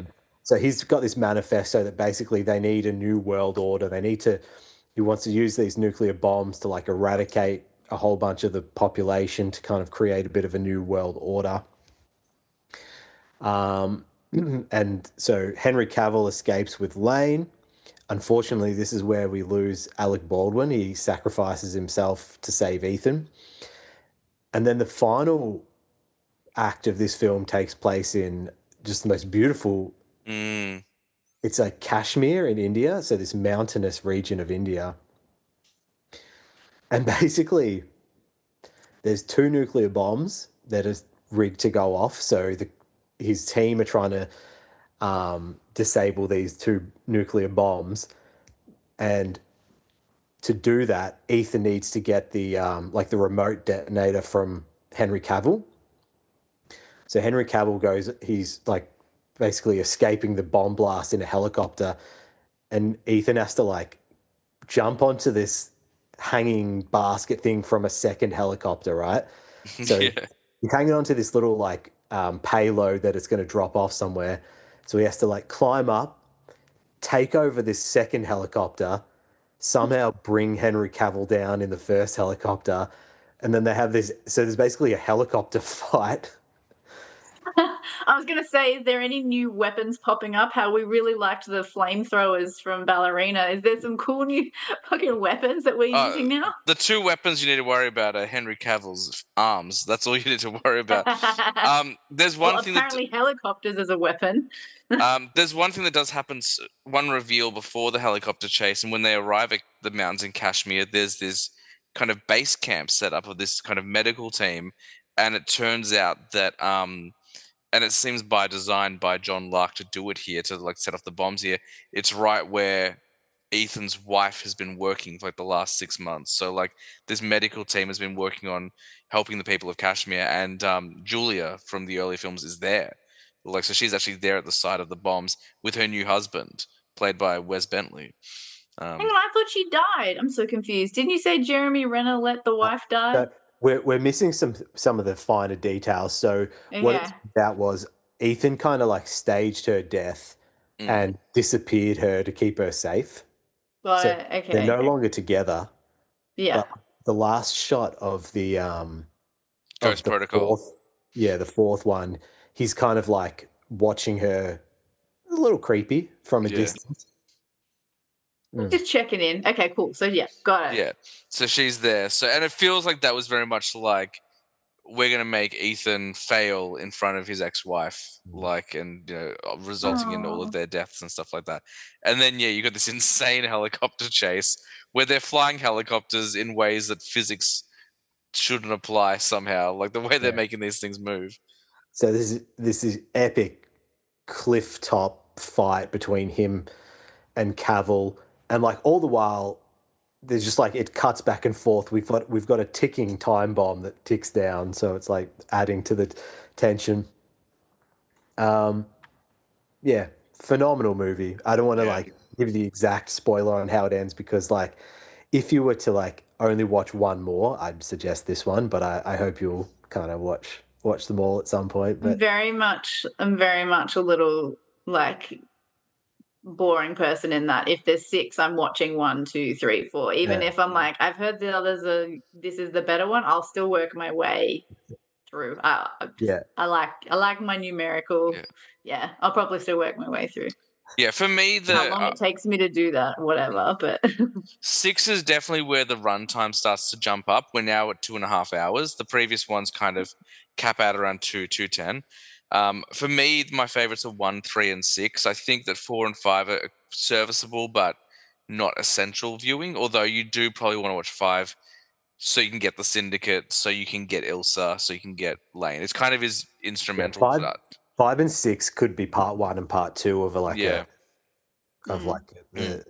there's like a little run there. But the other thing that is really apparent as you get through is like these are really funny films too. Like there's when he's on foot running through London chasing down Henry. This was good. And so like Benji is like giving him instructions on like where to turn based on like this little computer tablet he's got. And like there's one when he's like all right, now turn left, and he's like doesn't realize that Ethan's running like high up on this building. He just sees it as he's like, oh, I didn't have it in 3D, sorry. And he's like has to smash a window to get out, and like it just cuts to he's like running through this office and he has to like smash a window, so you just see him yelling into his headset, and then it just cuts to these office workers who are just like kind of like watching this guy run and yell. They don't know he's wearing a headset, so he's just yelling like, I'm going to jump through a window. Yeah, and like the office worker like offers up her chair. He's like, yeah, thanks. Like I will say in that moment, the Benji jokes feel a little bit forced, but they definitely work. Yeah, because he's running through the building and he's like, turn right. He's like, turn right. And it's like, right. And there's just a wall. It's like, sorry, I had screen lock on. Turn left. And then like the same joke happens again where he had it in like 2D mode, not 3D mode, and he has to jump like 3 stories out of a window. But still pretty fun.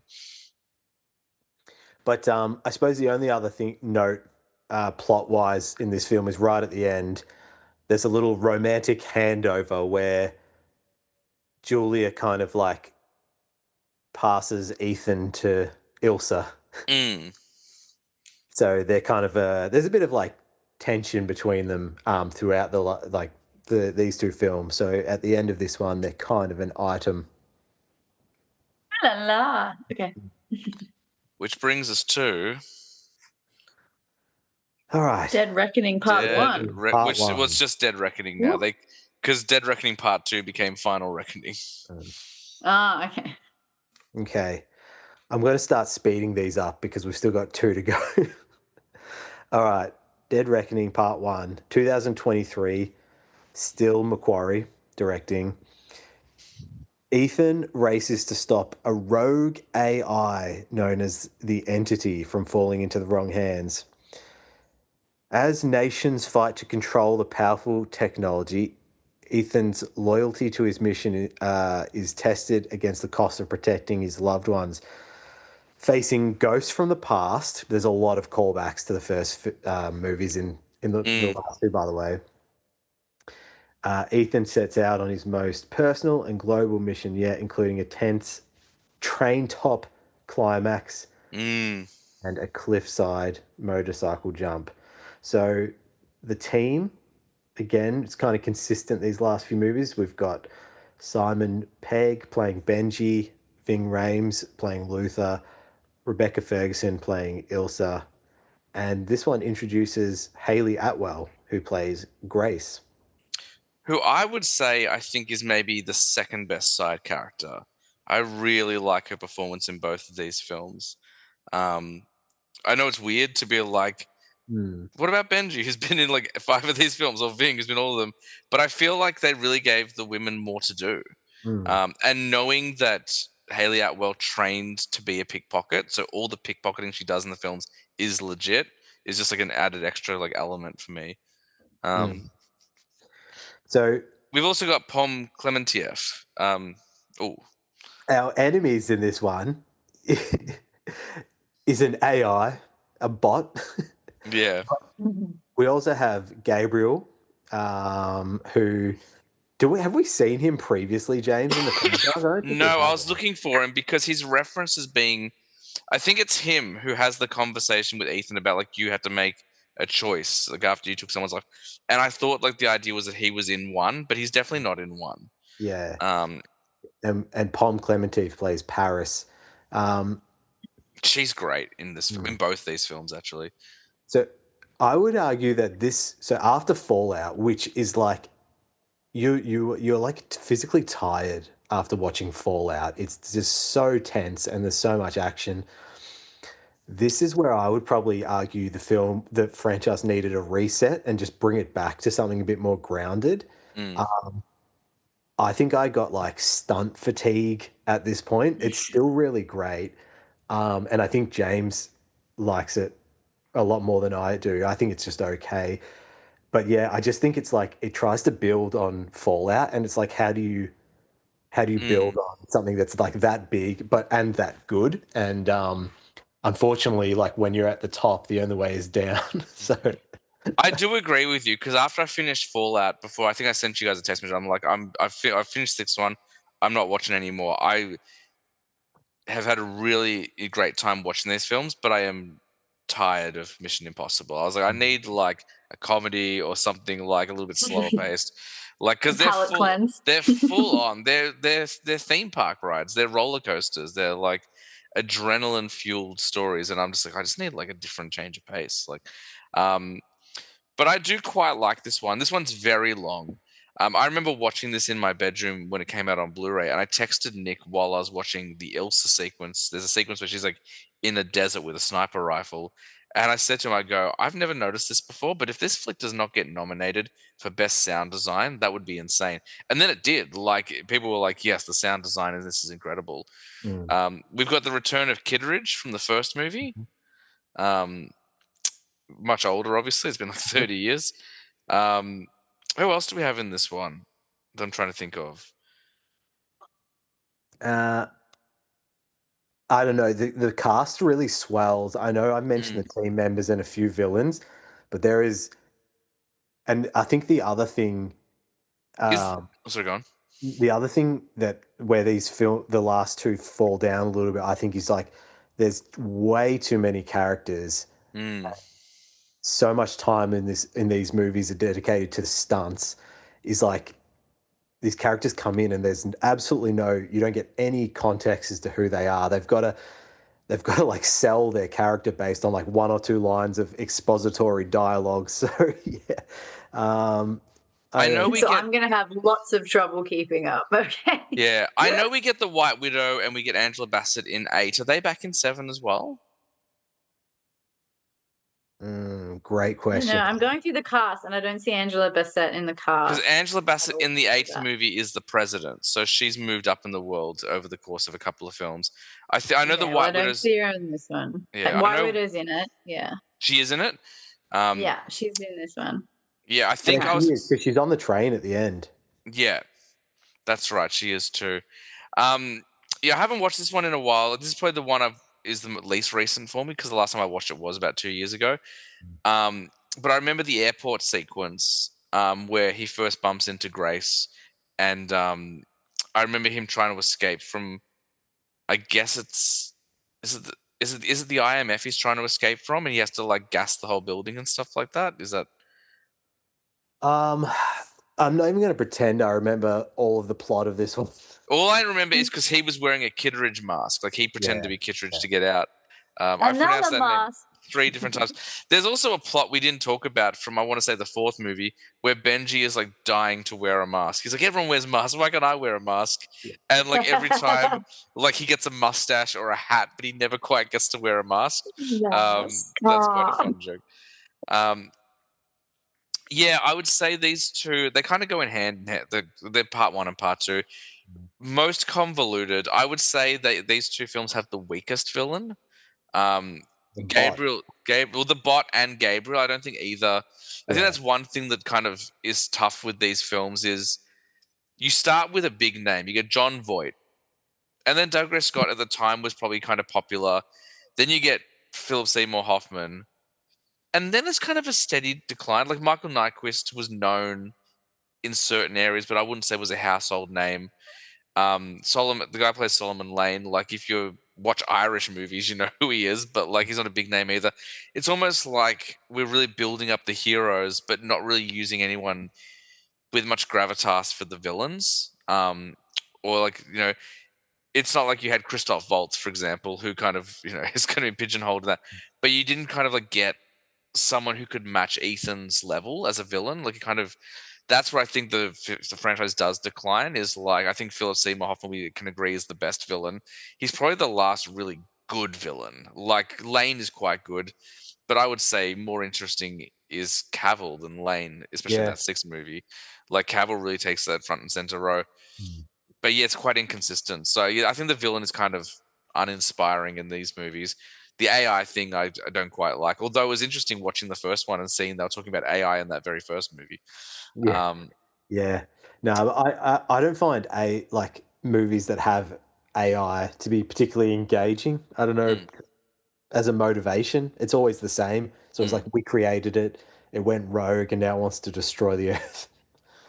What I remember most about the 7th film are the action set pieces. The driving the bike off the mountain, and then like parachuting onto the top of a train, and then like the train, like the out of control train sequence as well, which is fascinating.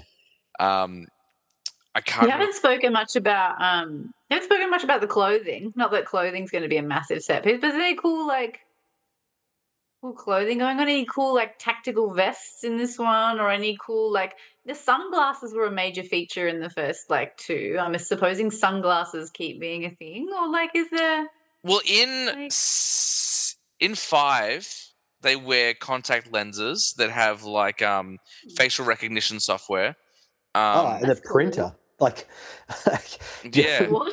Jeremy Renner wears these contact lenses, and as part of this ploy, they're trying to get some steal some live documents, and so they've got to he's got these contact lenses. He's looking at these documents, and if he blinks twice, it takes a photo, and it prints the documents. Where? In this briefcase that they're then going to hand over to someone else. It's. We also didn't talk about Leia Seydoux as the assassin in. Is it Ghost Protocol? She's the assassin. Yeah. Yeah. We also now see how the masks are built. There's like a mask printer machine, which in Fallout is part of a gag because Henry Cavill and Tom Cruise take the guy they think is Lark, into like a cubicle, and then a bunch of French guys walk in, see all the feet under the door, and think they're hooking up, but they're just trying to print a mask, and then the mask machine gets destroyed. So yeah, there's some cool tech and stuff like that. I think with 7, I'm really struggling to remember the plot and the big, and I don't know whether we want to spoil it, but there is a big surprise death in part 7, which I don't know about you, Nick, but I was shocked. I was shocked, and it really made sense why this character sort of didn't want to continue on with the franchise once I'd heard sort of an interview. Is it the one about how she complained about someone she worked with? No. Okay. I mean, that was the person, but the reason was I think these films take a long time to make, and if you're not Tom Cruise, you're not required every day, but you still can't do other things. So yeah. Yeah. Well, that's why I think why Jeremy Renner stepped away as well. It was like, look, these movies take a long time. I'm kind of blowing up right now. I'd like to do other things. So, okay. So hang on. Why? Give me one thing why I'm watching Seven. Why am I watching this one? I think, well, if we don't include the stunt sequences, which is fair enough, I would say Hayley Atwell is a great new character, really fun to watch. Probably the best part of the film for me. And I think the Ilsa Faust sequence in the desert is incredible as well. Like just for I'm a big Foley. I'm a big Foley sound. Just for the person, sound, I would say, like, there's a new take. There's a lot of car chases in this franchise. Like pretty much everyone has a bike or a car chase. This one has a really cool take on that because like Ethan is handcuffed to Grace, Hayley Atwell's character. I don't even think it's a convenient like left to right. I think it's like having to lean over kind of thing. Yeah, I just remembered the car chase. Yep. And they like steal a little Fiat, a tiny little yellow Fiat car, and so they're either, I can't remember if they're chasing someone or they're being chased in this tiny little Fiat. It's like the Bond and Michelle Yeoh motorbike where they're handcuffed together and they have to like deal or crash or die. Oh, cool. Okay, no, I'd watch it for that to see how it's stepped up into the 2000s or further, whatever, 2010s. All right, so 8, go on. 8 came out this year. So it was part 2. I don't know if they called it. No, it wasn't called part 2 because it's called Final Reckoning. It was meant to be Dead Reckoning part 1 and then part 2, and then they just changed to Dead Reckoning and then the Final Reckoning. Yeah, when I stepped away from my chair before, I was looking at my Blu-ray. My Blu-ray does say Dead Reckoning Part 1, which is really annoying because I'll never get a Dead Reckoning Part 2. So write it on with a Sharpie. Come on. at the end of Dead Reckoning, the story's only partially wrapped up. Like this AI thing is still out there. Its source code is in this Russian submarine, which was sunk. So part of the big premise of this one is to destroy this AI. Ethan's going to have to like go down into this sunk Russian sub in the bottom of the Bering Sea, which is like near freezing. Acquire the code. It's so convoluted, this plot. They've got to kind of like they've got to like upload this code. The AI is going to launch. It's taking over all countries' nuclear weapons. It's going to launch all these nuclear weapons. And so Judgment Day, got it. This AI is going to like hide itself in this like forever bunker, which can't be. It's like in South Africa somewhere, and it's like it will survive a nuclear holocaust. So they upload this code, and the AI is going to like try and go into this server in the bunker. And in that split second, they need Hayley Atwell's like quick-fingered, like she's a pickpocket, to like, just as they upload it, she's got to like pull off this USB stick, which traps it in this like USB drive thing. I mean, we haven't really spoken about this on the podcast. I thought this was a very, very weak film. Like, yeah, especially after rewatching all the other movies, it definitely ranks on the lower end of the scale for me. I would say you're not watching this movie for the plot.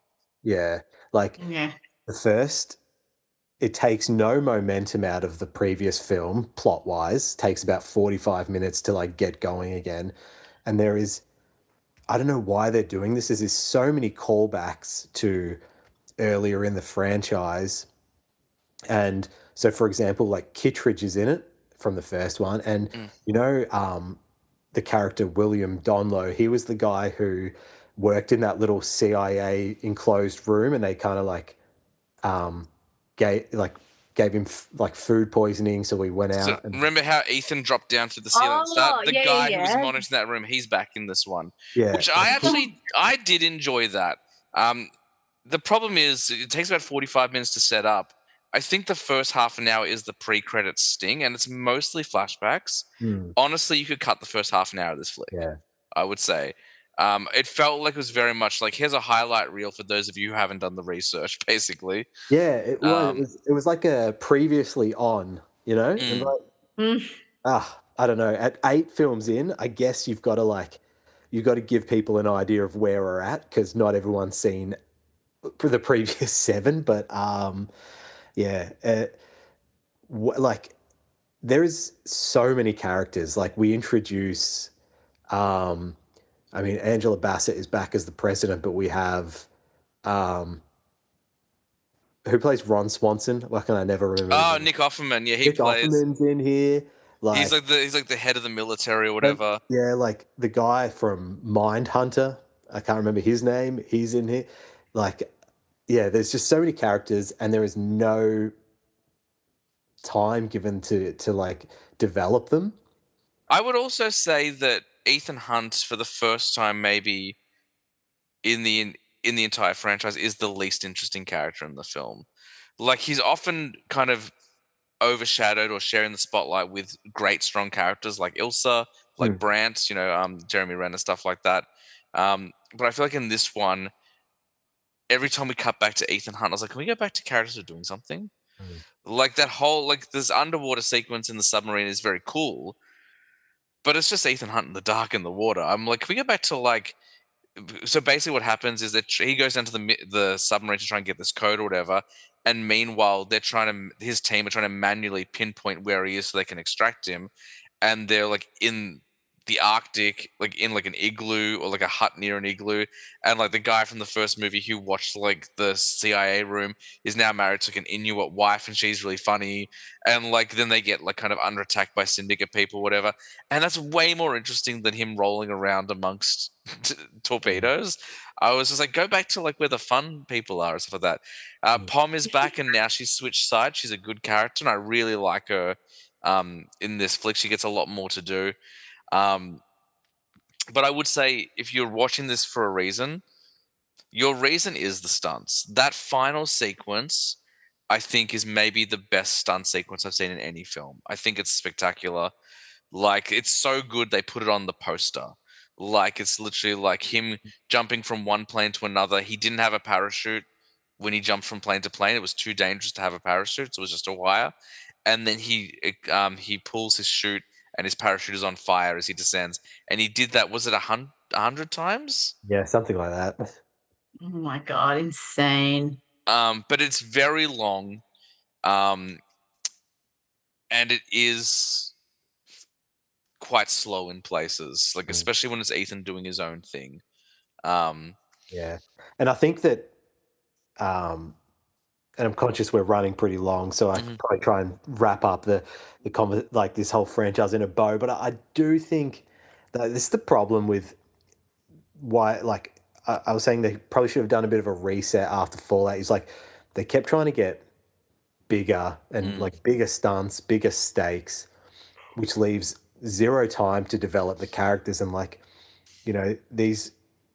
his team like worship him, and like he's seen as like, like maybe there's something between him and Grace in this film, but like leaves me asking, like, why would you feel for this guy who is all just about the mission all the time? Like there's absolutely there's not one line of dialogue in the last 2 films that is not about the mission.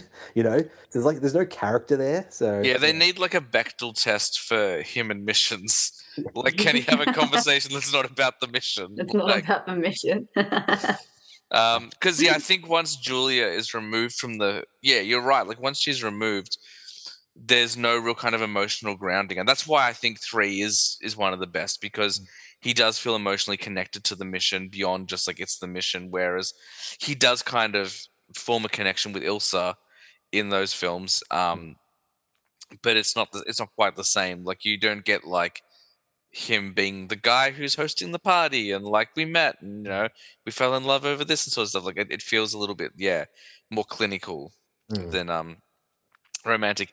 It also, like, my big thing when we walked away, and I did like it, by the way. I do enjoy Final Reckoning, but I walked away from that with Nick, and I was like, Is it the final one? Because the way that it ends, spoiler alert for a film that's just come out of theaters, they could do another one. Like, they could do another one. I didn't feel the stakes in this one as much as I did with 3. Like 3, I felt stakes. 6, I felt stakes. I was like, Henry Cavill might throw this guy off a mountain. But 7 and 8, everyone felt pretty safe. Like, yes, a couple of major characters do die. We lose a big one in 7. We lose a big one in 8. But I was like, well, if that's the sacrifice we're making, everyone else is probably going to be okay. So it's fine. That's why I would put 7 and 8 probably on the lower half of the rankings, especially now that I've done my rewatch.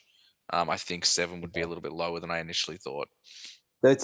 It's an interesting franchise because, like, to sort of recap our recap, it's kind of like you've got the first 3, which are kind of there's little continuity between them. They've all got different styles, and they're very different. All worthwhile watching, obviously.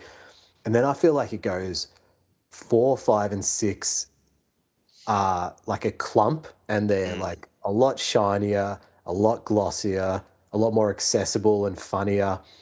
The stunts are bigger, and I think they're probably more watchable. And then it kind of you've got these 2 films at the end, which I think, like, to know where they'll sit given a few more years to like marinate on them. Maybe they'll improve, but I just think it's like again, I said this before, but like it really peaked with Fallout, and then where do you go from there? So I think they needed to try something a bit different rather than just improve on that. So there we go. 8 Mission Impossible films. Maddie saw 2 of them, and she listened to 2 guys mansplain 6 of them. I still think I will truck along and keep going, but yeah, I now won't feel like I just sort of chucked it in. But if I get to 6 and I don't do 7 or 8 this year or whatever, I'm not going to feel like, come on, like they said you should. Now I'll be like, oh well. Yeah. I think you'll really take it or leave it. Hopefully you'll enjoy 3. I think 3, like, people don't talk about it as much as they should, and because the most recent batch, the Macquarie ones, have been so spectacular, and they've kind of overshadowed it. But I think the storytelling, the antagonist, the personal connection, I think really works. And I wouldn't say we all have like incredibly wildly different taste, because we do seem to find common ground a lot and a lot of the time.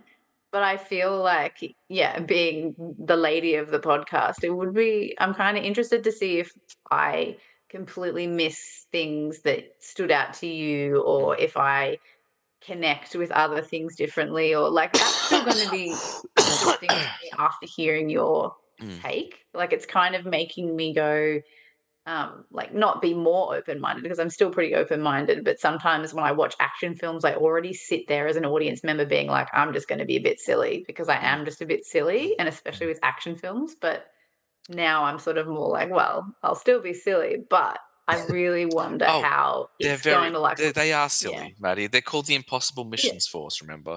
Yeah, no, but what I mean is like, I go into watching films like that ready to like be stupid and pick them apart for my own fun sort of thing. Well, not to be negative, but to just be a bit tongue in cheek and a bit silly. So that's how I am with sorry. That's what I'm like with the Fast and Furious movies. I'm like, I know these are going to be dumb, but if I go in expecting that, I can have a lot of fun with them.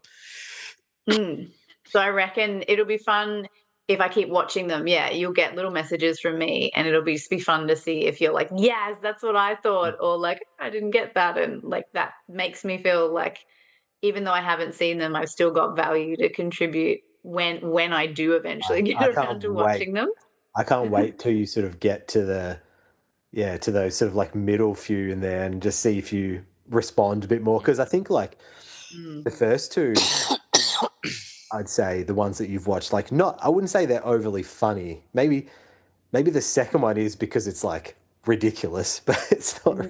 It's using that like computer font Yeah. Like in the credits, it's got the exploding sunglasses. Like The stupid songs. yeah, it's very much a product of its time. Like I could see that in a double feature with Charlie's Angels, like Yeah. I just have to give one shout out to like doing the rewatch. It was probably the bit I laughed the most at, and it was such a minuscule little joke, but like in Rogue Nation, Ethan's off with Benji and they're in like the Middle East somewhere, I don't know where. And like Jeremy Renner has been tasked to find Ethan because in that one it's kind of like he's been disavowed, which it seems like he's disavowed in every movie, but they're basically trying to, it's like bring Hunt in, and Jeremy Renner's like, I don't even have a contact for him. You'll never find him. And then like they're on this chase in Ethan's chasing Elsa on a motorbike, and there's like a whole bunch of other people on motorbikes involved in that chase. And then they like slide around a corner and like smash into the same car that Ving Rhames and Jeremy Renner are in. And the movie's been telling us they'll never see each other. And then they're just like, hello. I don't know. It's way funnier when you see it, but I just thought it was hilarious. Nice one. Was there any final thoughts? Do we need to? I think we've pretty clear about our favorite movies. I think we're pretty clear on our favorite characters. I talked about some of my favorite side characters. Is there anything that jump out for you, Nick? I think Ilsa is the GOAT. I think she's great. I could have had like a breakaway trilogy of movies just on her. They could have given her the ballerina treatment. Exactly. I really liked Paula Patton in Ghost Protocol. I thought she was a really great balance of like she like kicked ass, but she was like really sexy as well, which I think was really cool. And how can you go past Ving Rhames? Yeah, who kicked ass and was very sexy as well. Very sexy. Yeah, because in the later ones, it got to the point where I think he's just like, yeah, I'll turn up and be in your movie, but I'm going to wear my own clothes. So all of a sudden, shirts. He turns up on these missions with like a cool hat on an angle, like a bowler hat on an angle kind of thing. And I was like, yeah, that's pretty cool actually. Like a straw hat and like a red Hawaiian shirt or something. Yeah. He's always on vacation. Yeah. Nice, man. But I think we've done it. That's a pretty thorough rundown of 8. Yeah, so we didn't spoil the last 2 really. So for people listening, if you haven't seen the last 2, we've kept that pretty spoiler free, just in case. Other than saying that there are some character deaths, but the other ones, like you've had forever to watch them. Just like Maddie, who's now going to watch the rest of them. But she's got those hunky boys in number 6 to look forward to. That's my carrot dangled on the end of the fishing rod. Yeah. The Cavill carrot, as it were. So Maddie, just to keep a running tally, so you've got another 6 Mission Impossibles. You've got the Before Sunset trilogy ones. And Parasite.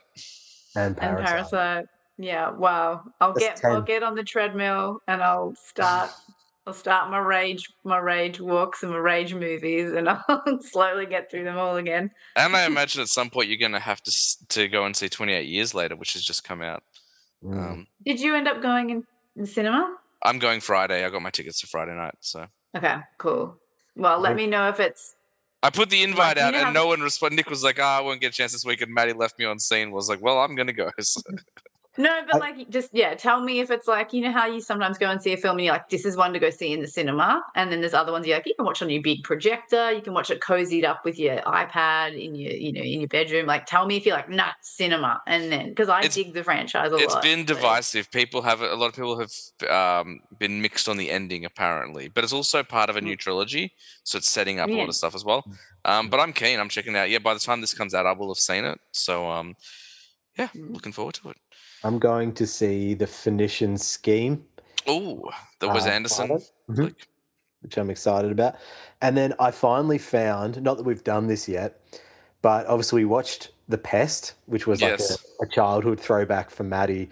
I've finally found my one for you guys when we do that. Because I was like, it's really hard finding one that I know you haven't seen, James. Do you want to tease it? We might not be the next episode we do, but do you want to tease it or you want to save it?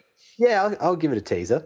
Next garage session. Go on. What is it? Okay, so it's a movie from 1990 called Men at Work, and it With stars Emilio Estevez? Emilio Estevez and Charlie Sheen. What's that? Emilio! Yeah. I'm in, just because Emilio! And it's hilarious. So I can't wait for us to watch that. I'll have to try and source it from somewhere. Yeah, I'm sure iTunes has got it. So,